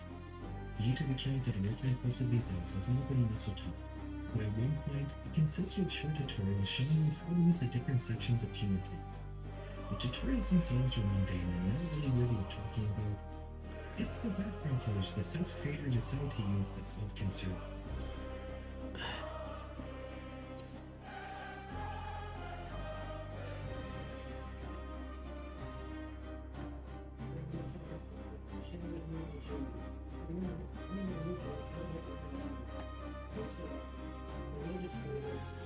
This isn't one of the original tutorials, it's a video that comes from the second channel that's still alive, which discusses politics and current events.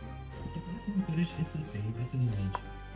Behind the site's creator is floating footage of teenagers on the street that's clearly been secretly filmed at a distance. Internet sleuths would uncover that these clips are all filmed in a college district of Tucson, Arizona. While the videos do consist of both genders, there is a clear emphasis on young women in particular, with all these videos specifically featuring photos depicting teenage girls. I'm sure you're starting to feel a certain opinion on what this video might be included. If you might be a fan, just take a look at some of the tent scenes you can see tonight.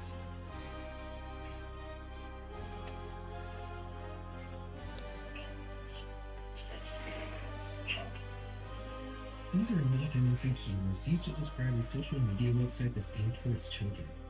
By the way, big shout out to you Doxy and Mysteries who likely captured those tags before the TeenerTake YouTube channel was taken down. Posts about TeenerTake would flood Twitter and various sites, with a separate dedicated to investigating the site also being created in 2021. A lot of started because around the site's privacy policy, which included a lot of information. This is one part of the story that I do find a little puzzling. This really isn't a very unusual privacy policy. This is about as much data as you would get a platform like Facebook or Instagram. I don't know why people are so surprised that a social media site will keep all the info that they ask you to give them. What do you think they're asking in the first place? Also, considering that the site mostly seems to be run by just this one guy, you should probably assume that whatever you're uploading to TeenerTake, whether it's photos or personal information, is probably being saved somewhere and being read by this guy. By the way, who is this? Searching TeenerTake on Google will bring you to a trademark registration page. This site was apparently trademarked all the way back in 2014 by a Robert Tomaso. This isn't a dog since this is all publicly available and easy to find information, but users of the subreddit did fully dox this guy, which I'm not going to show. The TeenerTake subreddit would eventually put an end to this situation. The site would be taken offline in 2022, and all official social media associated with it would also be required and taken down, with the exception of that one current events channel mentioned earlier. The TeenerTake subreddit would also go private after having accomplished its mission. It's nice to see the internet come together and actually get some results, but just what was the purpose of TeenerTake? While some people speculated that maybe this was the attempts of a predator to find children to potentially prey on, I have a different theory. I believe that TeenerTake was an attempt to gather photos of children. If you look through the remaining footage of TeenerTake tutorials, there's clearly a very large emphasis put on photos on the website. I would be surprised if the creator might have been expecting children to be sending each other potentially compromising photos of themselves. which could possibly be stored somewhere that the creator might possibly be able to access themselves. I mean, the privacy policy does explicitly say that all the photos you post are public, which might imply that they're not encrypted and they're easily able to be read by somebody who has admin access to the site's data. The fact that this site was taken down could potentially confirm that something shady was indeed going on. We've never actually received proper confirmation, at least any that remains outside the now crowded subreddit. If you participate in the investigation at all and have some knowledge of what the situation is happening, I would love to hear it. Before we end this video, I do want to answer one question that a lot of you probably have. Why does it seem like anything goes with YouTube ads? Why is YouTube so heavy-handed when it comes to demonetizing creators, but advertisers seem to get away with putting up literal porn clips? The answer is actually quite simple. You see, creators have to spend a lot of time building a reputation for a specific channel. You have to upload successful video after successful video for years to garner an audience on this platform. And getting one demonetization or community guidelines strike can put everything you've built at risk. Space creators are usually very careful to not get. They have a lot to lose. Advertisers, though, are in a completely different situation. They also have to follow YouTube's guidelines, but they don't really have anything to lose. Their reach is not determined by the audience they become, but rather the amount of money they're spending on one particular ad. This means that if they break the guidelines in a major way and get their AdWords account banned, they can simply open a new one with different information and do the same thing all over again. A YouTuber can't nearly as easily just make a new channel and get the same amount of reach. It would take a massive amount of time and effort to regain all their fans. This makes it seem on a cursory glance that YouTube is treating creators and advertisers differently, but it's not really the case. You should also remember that risque irregular videos which break the guidelines often get a ton of views on the platform before being taken down, but again, these are almost always posted by new anonymous channels that have nothing to lose. No established YouTubers are going to risk their livelihood by doing something stupidly. It is obviously ridiculous when us YouTubers get demonetized for just saying specific words, but we also tend to go a little overboard with self-censoring because of the stories we hear. For example, it's never actually been against the community guidelines to say the word suicide. It only is if you're somehow glorifying the concept. That didn't stop every YouTuber for years, including myself, from avoiding saying the word though because of all the stories we've heard from others who lost their paychecks because of it. Might as well avoid saying it. Better be safe in the story, right? Anyways guys, that's it for today. I hope you enjoyed the video. Thank you very much for making it to the end. We'll be back at the end of for a sort of Halloween special. Till then, thank you. Thanks again for watching, guys, and thanks again to WorkHunger for sponsoring this video. Don't forget to check it out for free on PC, PlayStation, Xbox, or mobile using my links in the pinned comment or the description. New returning players who haven't logged in for Happy Year or more will receive that huge bonus pack I mentioned before across PC and consoles, including multiple premium vehicles and other goods. That's only for a limited time though, so make sure to sign up before it's over. Have a good night, guys.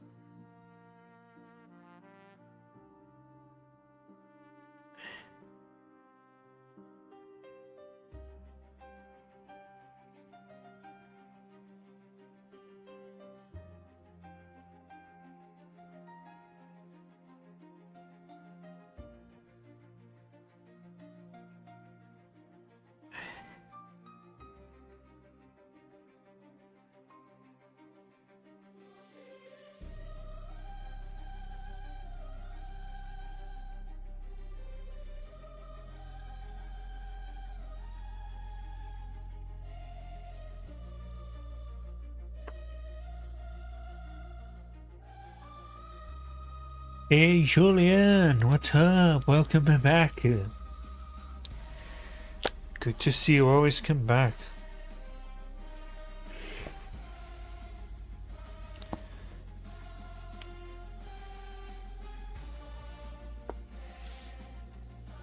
Never stay, but you come back.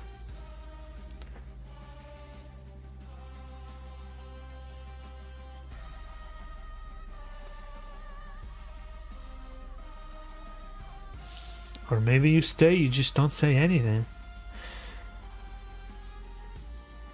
Who the bloody knows at this point in time?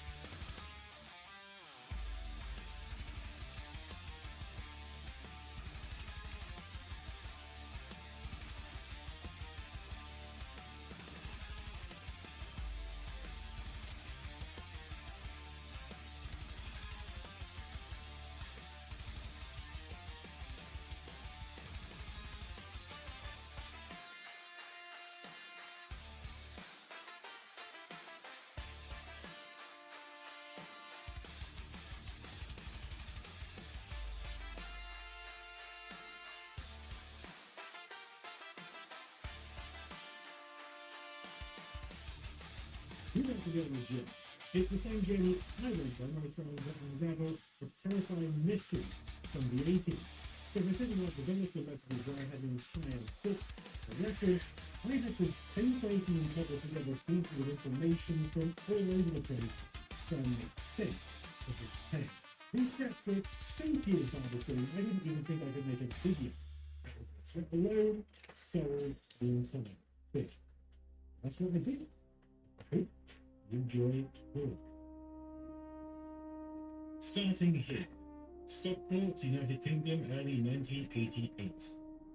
On the southern edge of Greater Manchester, Stockport was a gritty, industrious town with a long history in textile manufacture. You probably smell a mix of dye works and diesel in the air, with buses offering the primary form of transport for workers in the city. As you'd expect, a lot of the buildings dated back to the Victorian era, with many now used as commercial offices. It was in one of these offices, although we're not sure which, where a local architect firm was operating. Whilst many architects were still relying on paper files, this one had employed a line of Amstrad PC 1512 machines, which also printed out documentation for customers.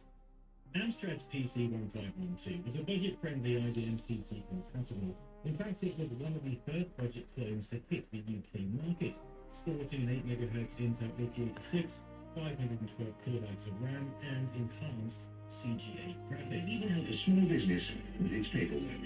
The Amstrad PC 1512 from £399 plus VAT. Amstrad, computers for every Tom, Dick, and Harriet. A clever design trick featured a power supply stowed inside the monitor, reducing costs and preventing the need for an internal fan in the main unit. Although consumer expectations meant a fan was installed anywhere for no real purpose. Fan aside, the machine itself was rather quiet. Other than a high-pitched coil whine and the subdued sound of air passing over components, you'd barely notice it on, unless someone was typing on the keyboard. In a dark office, the internal hard drive light lit a reassuring glow, especially on a dark winter's evening. It was on one of these evenings that office staff began to notice something strange about the machine, something you wouldn't expect from a computer, even if you had the most basic of understandings. It was the office cleaner who first noticed something unusual. Whilst vacuuming, they happened to see an eerie glow was still coming from the screen. Her third thought was that someone had just left it on and gone home. However, after inspecting the power cord, it was found to not even be plugged in. The following week, staff then also started to notice other strange occurrences. At one point, the computer started up all by itself. It then started producing garbled messages on the screen and even projected images without the benefit of software able to do so. It was even reported to produce groaning sounds like someone in pain, all while still giving off an eerie glow for hours, fixing the cleaner with increasing amounts of edge and doubt. Now, we can make all the jokes in the world about the fact that it's an Amstrad, so it's hardly surprising that it would be groaning in pain. But this computer caused enough fuss that it was featured in several newspapers at the time, and then subsequently featured at the Amstrad Computer Show held at Alexandra Palace in May of that year. Here's the thing. At this point, we're already a bit thin on the ground with details. We have enough to know that this haunting was reported, and we have enough to know that subsequent tests were run on the machine. But the outcome of those tests is a little shrouded in mystery. But I'm going to look at this from an investigative point of view. I actually found this story earlier this year whilst getting down a rabbit hole regarding haunted computers in general. It was off the back of a story that patron of the show and fellow YouTuber What Host Stalkers sent me late last year. So let's begin there. Lost it. I've located a Christmas-inspired ghost story. What is it? It seemed like a bad dream. It became a sprite. This ghost story, published in Plain Computing Weekly's late December issue in 1983, has been curious. A lonely user sees sprites rearranging themselves at night, flashes his faces, then glitches and watch him. But let's get back on track. The result of this is that I started searching for old computer ghost stories. As you might expect, one of the most prominent is the Dodgester Messages, which I made a video on back in 2021. But nestled away on a site called techmonitor.ai, I found a story entitled Ghost in the Machine. It's only listed as being written by a CBR star writer, and has clearly been lifted from an article written on the 26th of May 1988. At least it lists the date, not the source. It says, experts are said to be completely baffled by a haunted Amstrad PC 1512 personal computer, part becoming the current Amstrad computer show's prize exhibit. Office staff at a firm of architects in Stockport eventually refused to work with the machine, which droned and glowed and even switched itself on when completely unplugged from its wall socket. Finally, the company turned to the Amstrad PC magazine, fortuitously published in the nearby Macclesfield. The magazine's editor, Ken Hughes, rose to the challenge and monitored the ghostly machine's activities via a video camera for some 3 months. The tapes are currently on show beside their subject at the Amstrad exhibition. Ken Hughes is believed to be calling for an exorcism. So awesome is the machine's reputation that the Sunday press invited to the Alexander past show are conspicuous by their absence. An exhibition spokeswoman said she could only assume that they were too frightened to attend. Since arriving in London, the machine has been relatively well behaved. Currently both the power switch and the disc bright lights are blazing away, but as yet, no groans have been reported. Some supernatural scoffers have dared to dismiss the whole affair as a calculated crowd-pulling exercise. The only people who are not forced to repent was the stories. I also found it referenced from a Pectorial sheep, Black Star. This time a blog post written in January 2012 that actually covers the Dodgester Messages and Ken Webster. Yeah, there must be something to do with pens. Along with a tale about Maine's physicist Professor Ernst Senskowski capturing a ghost from TV static in 1986. If we scroll further down, we find a few short paragraphs of the Amstrad computer Stockton keeping talking in your sleep again. This takes a slightly different angle, but is more or less the same. Do computers have nightmares or talking in sleep? If so, this may explain the nocturnal activity of an Amstrad computer installed during 1987 in a Stockton architect's office. During working hours, it behaved impeccably, but on many occasions at night, when only the cleaners were present, its screen abruptly began to glow. Meaningless sentences appeared on the screen for about 30 seconds, and then, just as abruptly, they vanished. After which, the computer gave out a loud groan and switched itself off. What makes all of this even more strange, however, is that it occurred even when the computer was on charge. Ken Hughes, editor of Personal Computer, examined this maladjusted machine, but despite stripping it down and inspecting every component, he could find nothing unusual. Yet the video camera trained upon it for 3 months confirmed the authenticity of its evening's erratic outpours. Ultimately, the mere presence of this eerie computer began to disturb some of its human workmates who lost no sleep, therefore, over the decision to remove it. Whether the computer subsequently continued to lose sleep, conversely, is another matter entirely. These articles are written in a somewhat tongue-in-cheek fashion, but that doesn't necessarily detract from their source, which we must ascertain. As you'll find out the deeper we go into this, researching a haunted 1980s computer means crawling through a lot of odd corners of the internet, newspaper archives, old forums, even scanned PDFs from 1988. And honestly, I'd have lost my mind trying to keep it all straight if it weren't for today's sponsor, Opera. Opera's made this whole investigation far easier. With tab islands, I can keep everything grouped, one island for Stockport leads, another for Amstrad hardware notes, and one for ghost stories. They expand, collapse, and actually make sense of chaos. When I'm cross-checking articles, the split-screen feature lets me drag a tab down and see 2 pages at once, like having 2 monitors inside one window. Old newspaper on one side, my notes on the other. And if I'm 30 tabs deep, which is most days, tab traces give a subtle underline of the tabs I've just visited, so I can tell instantly where I came from, and no more ghost hunting through the endless tabs. Even the interviews I watched stayed visible thanks to Opera's video pop-out. I could detach the video, float it anywhere, and keep reading the next lead without losing the clip. So, if you want the same setup I used to chase a haunted PC across the 80s, grab Opera at the link in the description. Thanks to Opera for keeping my tabs and my sanity organized. It can be difficult when tracing a story like this to know where to start. Unlike a more recent tale that may have a trail over the web, the defunct website archive.org, everything before the mid-90s is either stored in a bulletin board system that's long been trashed, or more likely sitting in paper form bin. Of course, there are thankfully digital records for a lot of this, and that's usually where I begin. I have numerous subscriptions to archive material, but newspapers.com is usually a good place to start.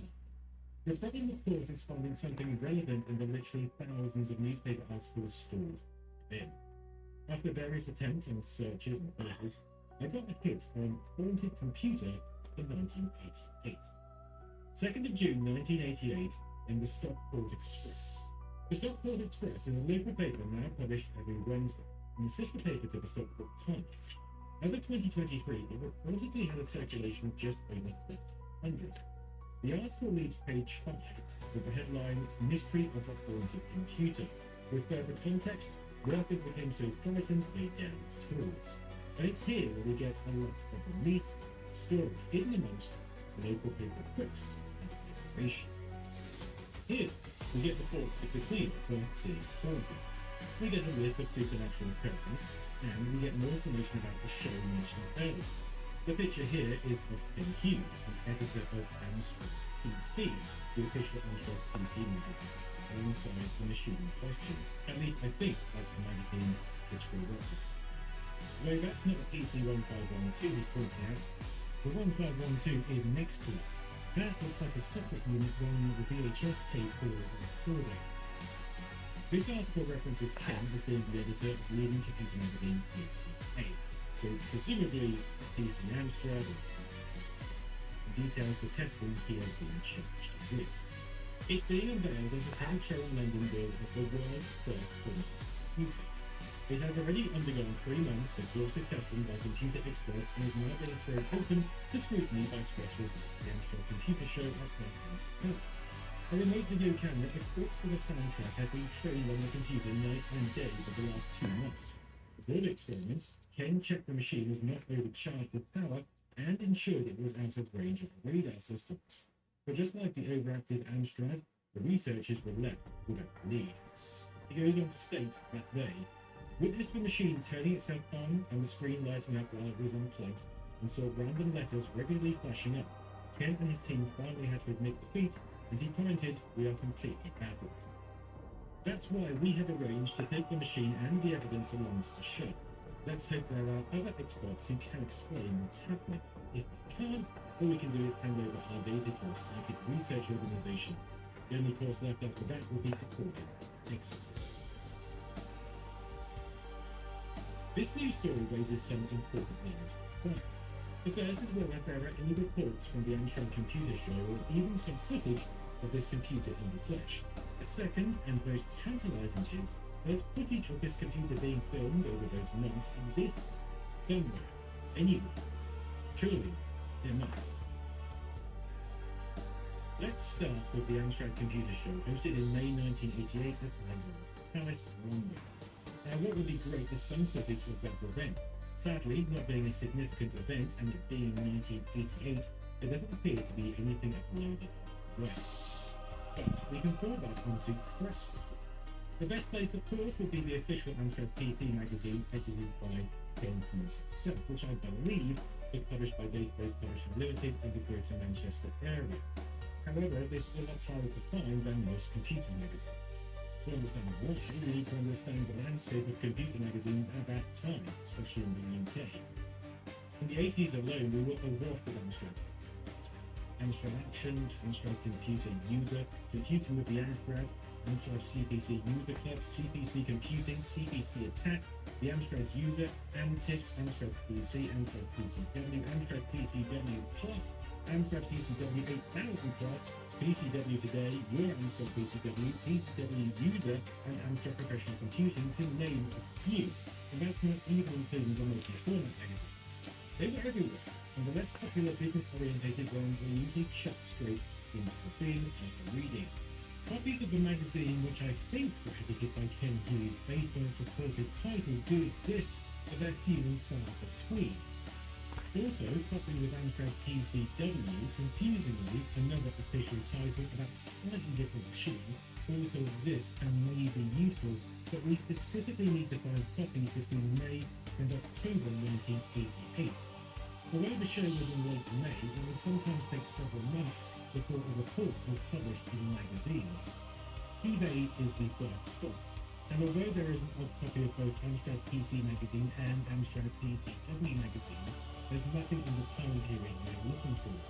There are so many competing titles with similar names, it's like looking for a needle. Obviously, eBay is a great place to start, but a deep search of the web for scanned magazines is essential. There are many, but archive.org is a good starting point. But even that doesn't appear to have what we're looking for. It's got a French Amstrad PC magazine with the same name, but it's not the same publication. The one which Ken wrote for is obviously going to be more likely to contain feature. I did find a thread on cpcwiki.eu where folks have been scanning various magazines. Jebby Cat has posted a link to habisoft.com/PCWiki that does actually have a link to Amstrad PCW magazine, seemingly published by AgroWork Limited. It's not the same company, but they do seem to cover the era we need. However, the links to the actual magazines don't work, so I popped an email over to the site administrator to see if they are available anywhere at all. Remember, at this moment, this is speculative. I don't know if any of these magazines have what we're looking for, but the main candidate, Amstrad PC magazine, is nowhere to be found on the web. Apparently not. So, I decided to reach out to Adrian at the Centre for Computing History in Cambridge. He's a lovely guy, and he's been working at the museum for years. Although the museum only lists one Amstrad PC magazine in its archive online, it's always worth checking to see if they have. Whilst I wait for that, there are other places we can go. As I was looking for more magazine leads, I stumbled across a potential lead with Alexandra Palace itself. This is part of their collections archive, and it references the Computer Shopper Show. Now, this is actually the show that replaced both the Atari and the Amstrad shows in 1989, but the site also yields an entire section for the Amstrad Computer Show itself. Now, we don't know what's in this apparent file. The site doesn't show you, but you can arrange an appointment to the collection, so that's what I reached out to do. I got in contact with Kirsten Forrest, the editorial and interpretation manager for the Alan Pound collection, and although her initial response noted that the references on file hadn't returned an immediate result, she was happy to search for them. Okay, so we had another potential lead, maybe somewhere as a reference, photo, or maybe even video if we're lucky, of the Amstrad PC1512 leads. No. Okay, so while I wait for Ali Pally to also get back to me, it made sense to port over as many Amstrad magazines as I could find, but it did find a few references. This is Amstrad Action, and I think it's important to make a distinction between the magazines we're seeing. Amstrad Action was very much centered around the Amstrad CPC range of computers. These were home computers mainly used for gaming. Other magazines, like the ones with PCW in the title, were aimed at business users using Amstrad's range of PC compatibles or PC word processors as a budget line of machines that did that one thing. Built-in word processors. The Amstrad Computer Show catered for both, but magazines like Amstrad Action will take a slant towards gaming and entertainment and may veer away from the business or business magazine related stuff. In issue 32, dated May 1988, the main reference is this single-page advert. More stands, more space, more ceilings. You can see the date of the show running from Thursday the 26th of May to Saturday the 28th of May 1988. Now, Alexandra Palace is a fairly moderate-sized site. I went there a few years ago for a vegan food festival, so there would have been quite a lot there. Future Publishing's Amstrad Action were in attendance, but it wasn't until their August issue, 35, that they reported on the show, which apparently was a disappointment. Exhibitors at the latest Amstrad show held at Alexandra Palace in London pronounced the event a flop. The absence of buzz, so much a feature of previous shows, was the topic of much conversation, both among the exhibitors and the visitors. Its noted attendance was around 12,000, fewer than the 20,000 expected. However, there was absolutely no mention of a hoarded PC room, 2, and that's likely because it was technically being hosted by See. So let's go back to the drawing. If we're going to find anything, then Ken Hughes is clearly now. He's the editor of the magazine we're looking at. He's the one who's done the experiments, appeared in the newspapers, and out of everyone, he's the most likely candidate to have those apparent recorded tapes that even still exist. Unfortunately, Ken Hughes isn't exactly a unique name, especially in the UK, and my usual first port of call, LinkedIn, yields no success. LinkedIn is usually useful because it lists 5 jobs, and a large portion of its demographic are somewhat older than typical social media. Before we fall back onto other, less pleasant social media platforms, let's see what we can find in well, it might give us some direction as to where he went afterwards, or even where he is now. The first hit is from Scribe. Ed Irvin has uploaded an entire user magazine from August 1988. Interesting, that's the right period we're looking for, and it lists Ken Hughes as the features editor. I suspect that is indeed the same Ken Hughes, but as you may expect, there is no mention of his experiment in this time-dominated magazine. We do have a hit from Maplin Electronics magazine from December 1995. It's a letter from Ken Hughes offering a correction to a prior letter about an Amstrad P256 to IBM Disk Converter. Sure, that's got to be the same guy. It lists his address as Wokingham, Berkshire. Okay, so now we have a potentially slightly updated, more accurate possible location, albeit one that's still 30 years old. One thing that did catch my attention was this core. Ken Hughes, urban fantasy writer, Amstrad console back in the 80s. Could this be him? Does he have a core profile? Would make things much easier. Sadly, no. This isn't the Ken we're looking for. It's a classic case of Google literally reading between the lines and combining results with the same page. There is a reference from 8000 Plus magazine which kind of confirms Ken was also working on that. It makes sense. Folks tended to work across multiple magazines then and now. But it's important because maybe, just maybe, a copy of 8000 Plus from 88 might reference the computer in question. Does it warrant buying an entire collection of the magazine from eBay? For the right price, yes, of course. There's another Scribe reference. This is just an extract from the Mammoth Book of True Hauntings, referencing a news story from the People newspaper. If anyone was going to cover this, the People would be the true British tabloid film.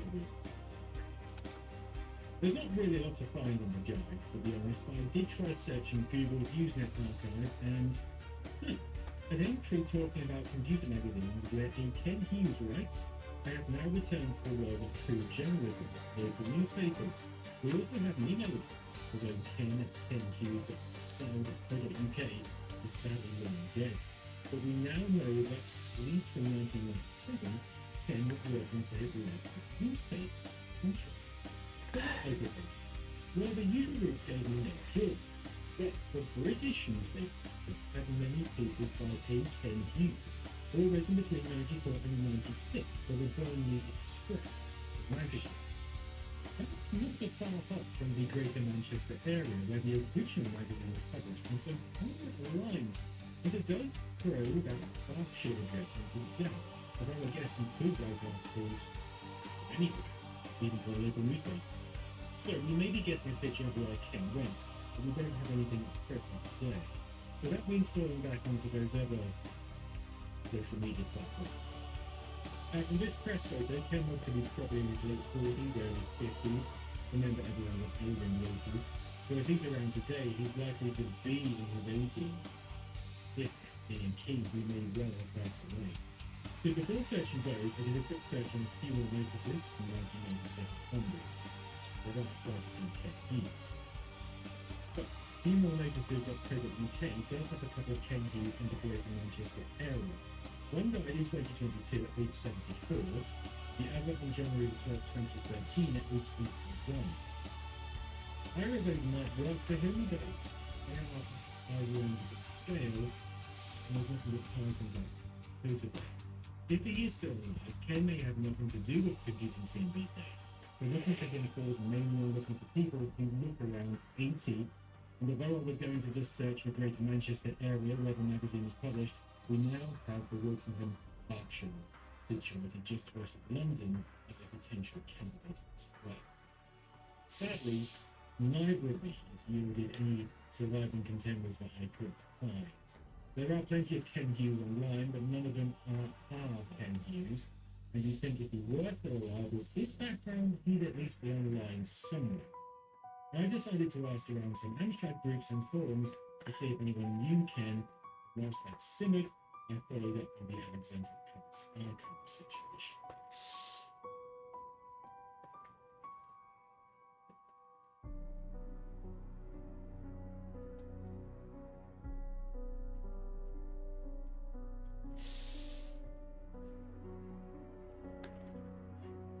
This place is iconic, impressive, and imposing. The lovely Kirsten had to take some time away from work, but as soon as she was back in, she invited me down to take a look in the archives of this wondrous place. I know I should stay on track, but this place is really cool. Kirsten's background is in museums, so in the East Court, she has set up a constantly evolving exhibition depicting the past iconic role in television history.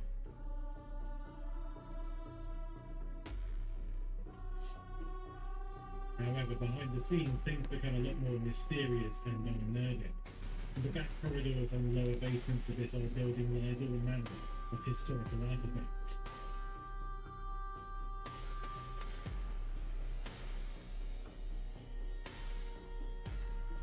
There's a block of walls seemingly made from bottle shells, which no one can understand.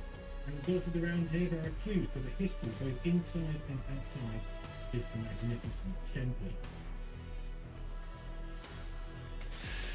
Up there is where the Anatomy archive all started. It's where the original files were once forgotten, found, and then retrieved. Because of these efforts and more serviceable archive, we now have access to the archive.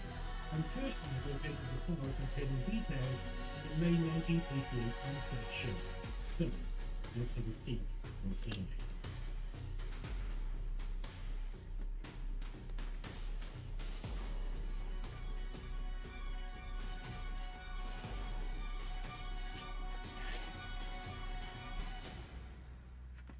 What we find is a treasure trove of correspondence, pricing guides, confirmation letters, financial documents, and show information. These are documents that haven't seen the light of day since the late 80s, and my job is now to try and find out something, anything useful within.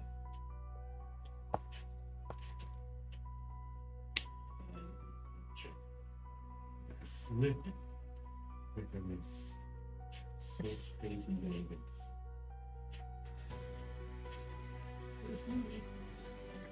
And so Ken Hughes was essentially going to be living with wearing the sun in his hands. Into the public magazines, corporate photos.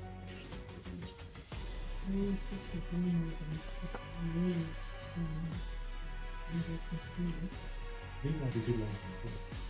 But I just keep trying to Ken Hughes on that. Really people find that these people are doing things. Sadly, there's no reference to Ken Hughes or the haunted computer. The name which does keep popping up again and again is Peter Brown, who seems to have been the marketing director for Database Exhibitions, which looks like it's tied to Database Publications Limited, the magazine Ken Hughes wrote for. What's more, we have a letter here to Derek Meakin, the managing director of Database Publications, whose office is actually located in Stockport. What are the chances? Other than that, there's a full plan of the event along with a guide covering up the details of the show. So here's what we know. Shortly before this Amstrad show, a haunted Amstrad computer happened to appear in the same town as a company linked closely to the show's creators. This computer appeared in the press promoting the show and the magazine before it was then taken to the show for the entire exhibition. Have we perhaps not stumbled across a haunted computer at all, but a 1988 marketing gimmick? It's certainly possible. My first port of call is to follow up on these leads. It turns out that Derek Meakin sadly passed away about 10 years ago.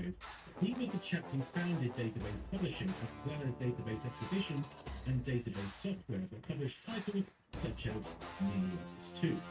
Database publishing would go on to become Neuropress, a publishing name that you're probably more familiar with and one who would be sold to IDG Media in 1994. I did actually manage to locate Peter Grammel on LinkedIn and sent him a message, along with an email to someone who apparently had his contact details some 6 years ago after he emailed regarding a blog post about one of Database Publishing's titles, Windfall magazine, sharing a story about the early days of the company, which is fascinating in itself. I can only hope I hear back.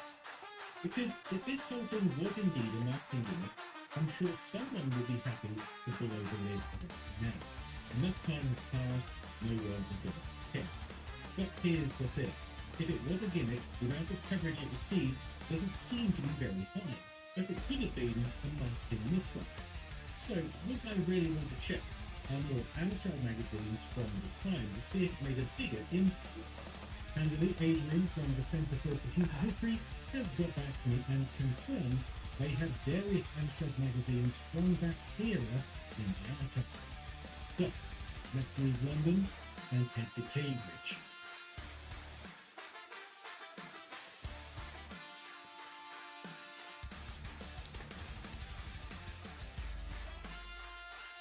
I arrived at the Centre for Computing History on a rather drab Wednesday afternoon. At this time of year, the museum closes at 3 p.m, so I've not got much time to go through the magazines, which Adrian has found more of than I was expecting. Mag 106.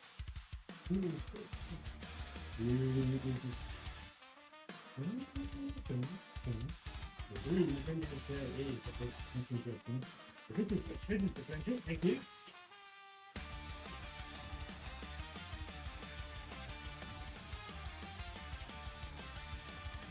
Okay, so we have a plethora of magazines here covering the period of May 1988 to November 88.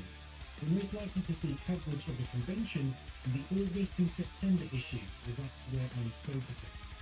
We've got Amstrad Computer User, Computing with the Amstrad and Amstrad Professional Computing, which looks like it then became Amstrad PC.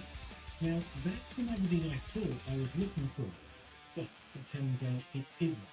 Amstrad Computer User and Amstrad PC are actually both published by Avalanche Limited, not Database Publications. They also contain no reference to the Ali Pali Amstrad show other than the adverts we've seen in the other magazines. However, Computing with the Amstrad is a database publication. It's a magazine that was published up until August 1988, which is the right ballpark. However, it focuses on the Amstrad CPC range of home computers rather than the PC series. Again, it has no real reference to the Ali Pali show other than adverts leading up to it. So this, sadly, is a dead end.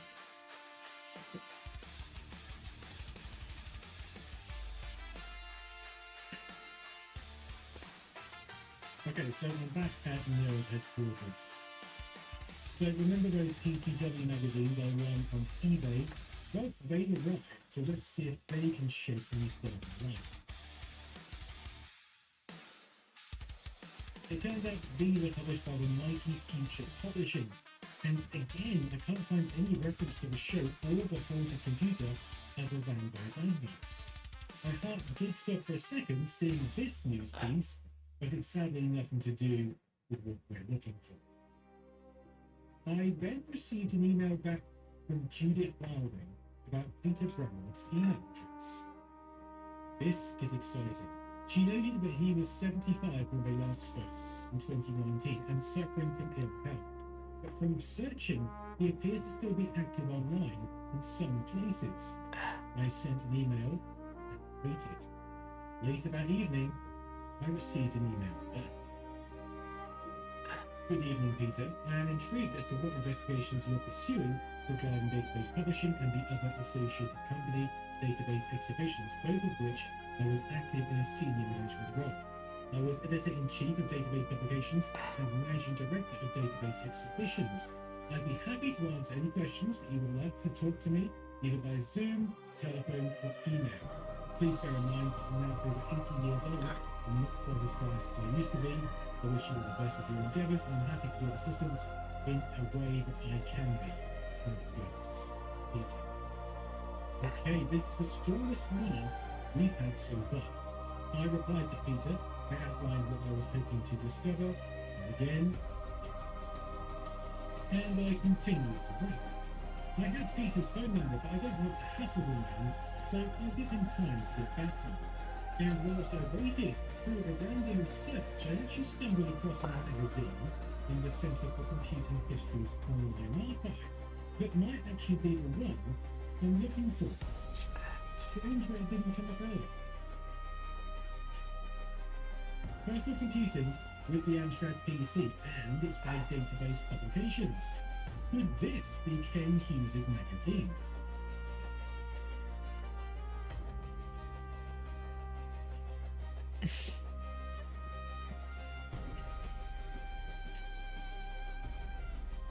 It's another drab Wednesday afternoon. I'm back at the Centre for History. I see.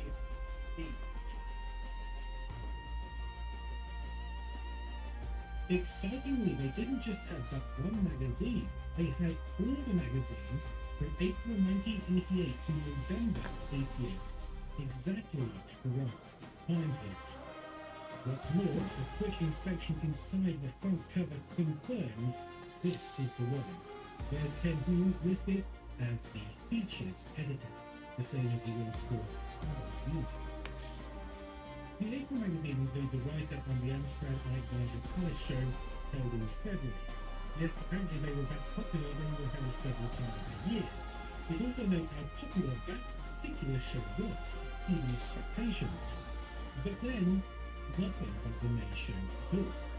That follows down afterwards. And a single news segment leading up to it stating that it's tipped to break the record. After that, no write-up, no mention of the news, nothing. Perhaps, as Amstrad Action reported, the fact it didn't do well led database to sweep it under the rug. In fact, that was the last Amstrad show held for the years. But it's strange. Even though Ken, as the features editor, has written various features for each magazine, some pretty interesting, there is no feature about the haunted PC either before or after the show. Now, personal computing with the Amstrad PC is quite a serious publication, so maybe it just didn't fit the mold. So then, why the hell did Ken spend months recording this PC? Why was he in the paper but not his own magazine of it? Was it just a side project?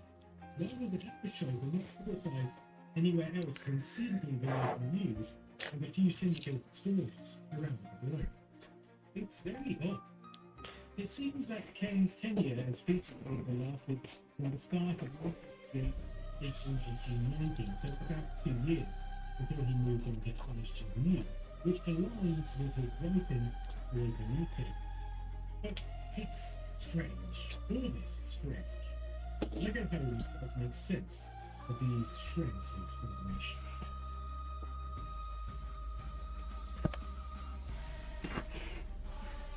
As I tried to make sense of this information, I searched online, and as I searched online, I found a magazine I had missed, a magazine I hadn't even considered to have found it. The Games Machine, published online, August 1988.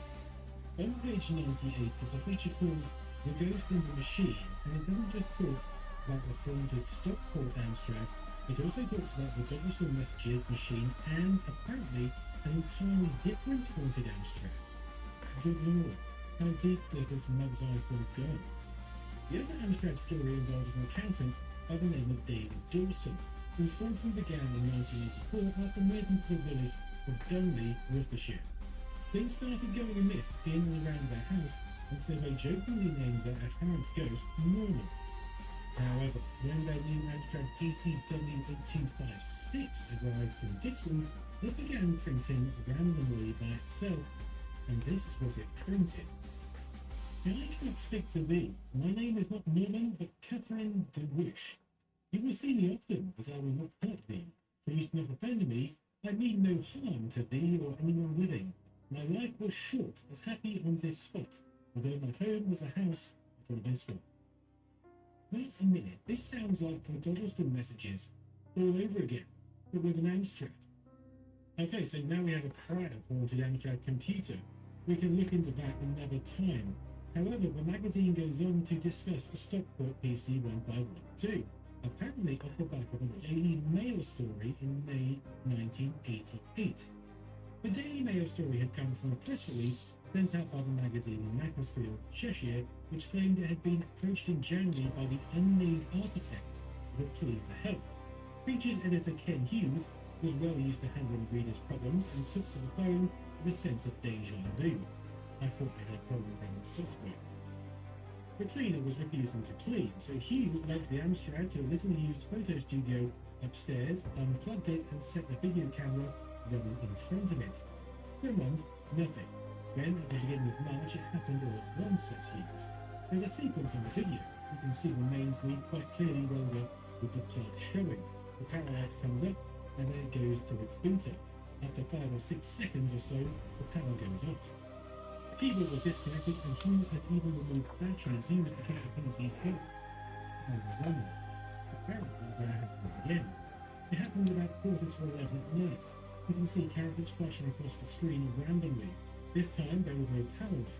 The flickering letters came and went too quickly to read, but on the little words on David Dawson's screen, they appear to be ordinary characters. It goes on to state that now the Amstrad computer show is approaching, and Hughes saw the opportunity. Press release.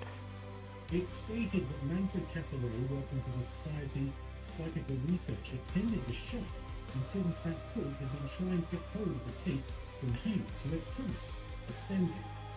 Cassaway was a well-known parapsychologist, sadly passed in December 2001 area. The fact that this featured notes from the terror media into both the Daily Mail and the News of the World, quite big tabloids in the UK, suggests then that actually this whole affair had been much more publicised than I thought. Interesting. The author of this article, Barnaby Page, shares his thoughts.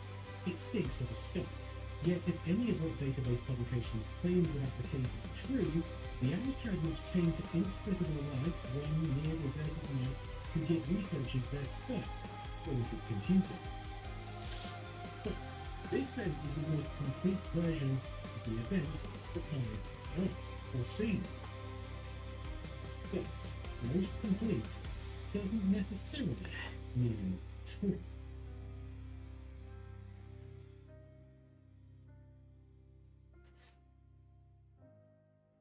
Two days later, I wake up to an email.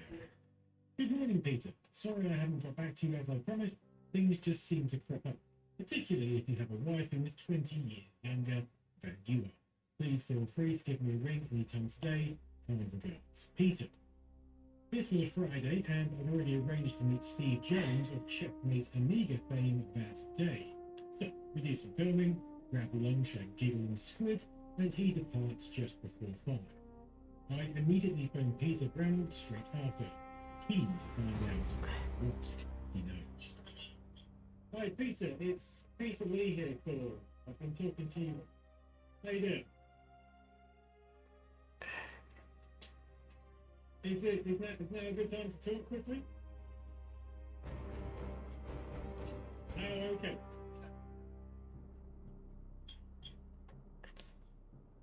Yeah, sure.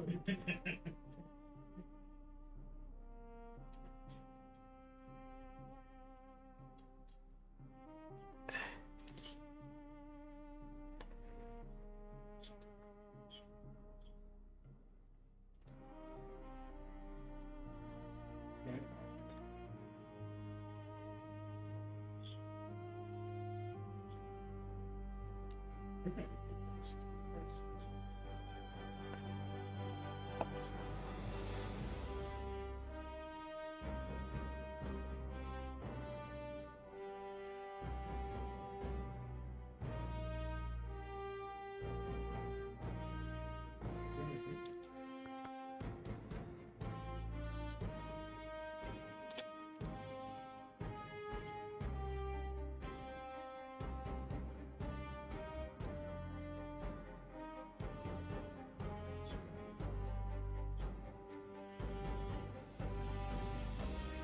We can do. Okay. So that was just a preliminary call, but that's been done telling me that there was actually a fictitious story.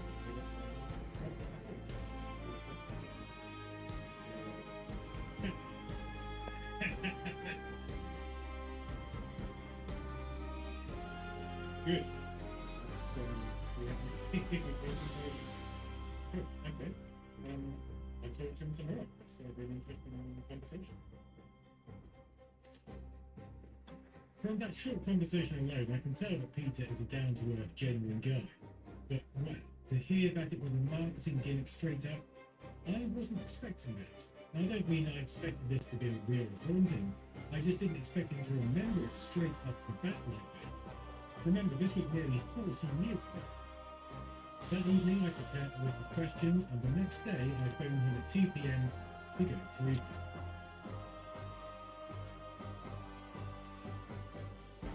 Holy moly. So this PC, this home computer, was a marketing gimmick. Is that correct?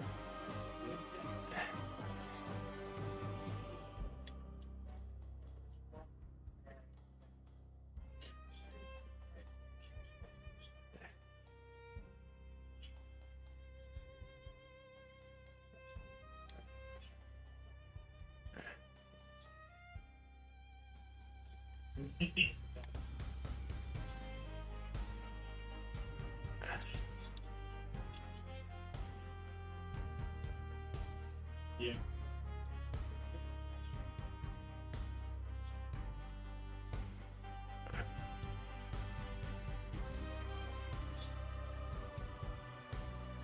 Along with some interesting marketing terms, Peter also helps clear up one thing which felt a bit strange to me.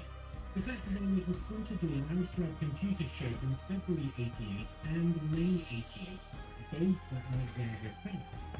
We'll be done for now. Thank you so much for joining. Appreciate you all. And I'll catch up to you guys later. Thanks again. Bye for now.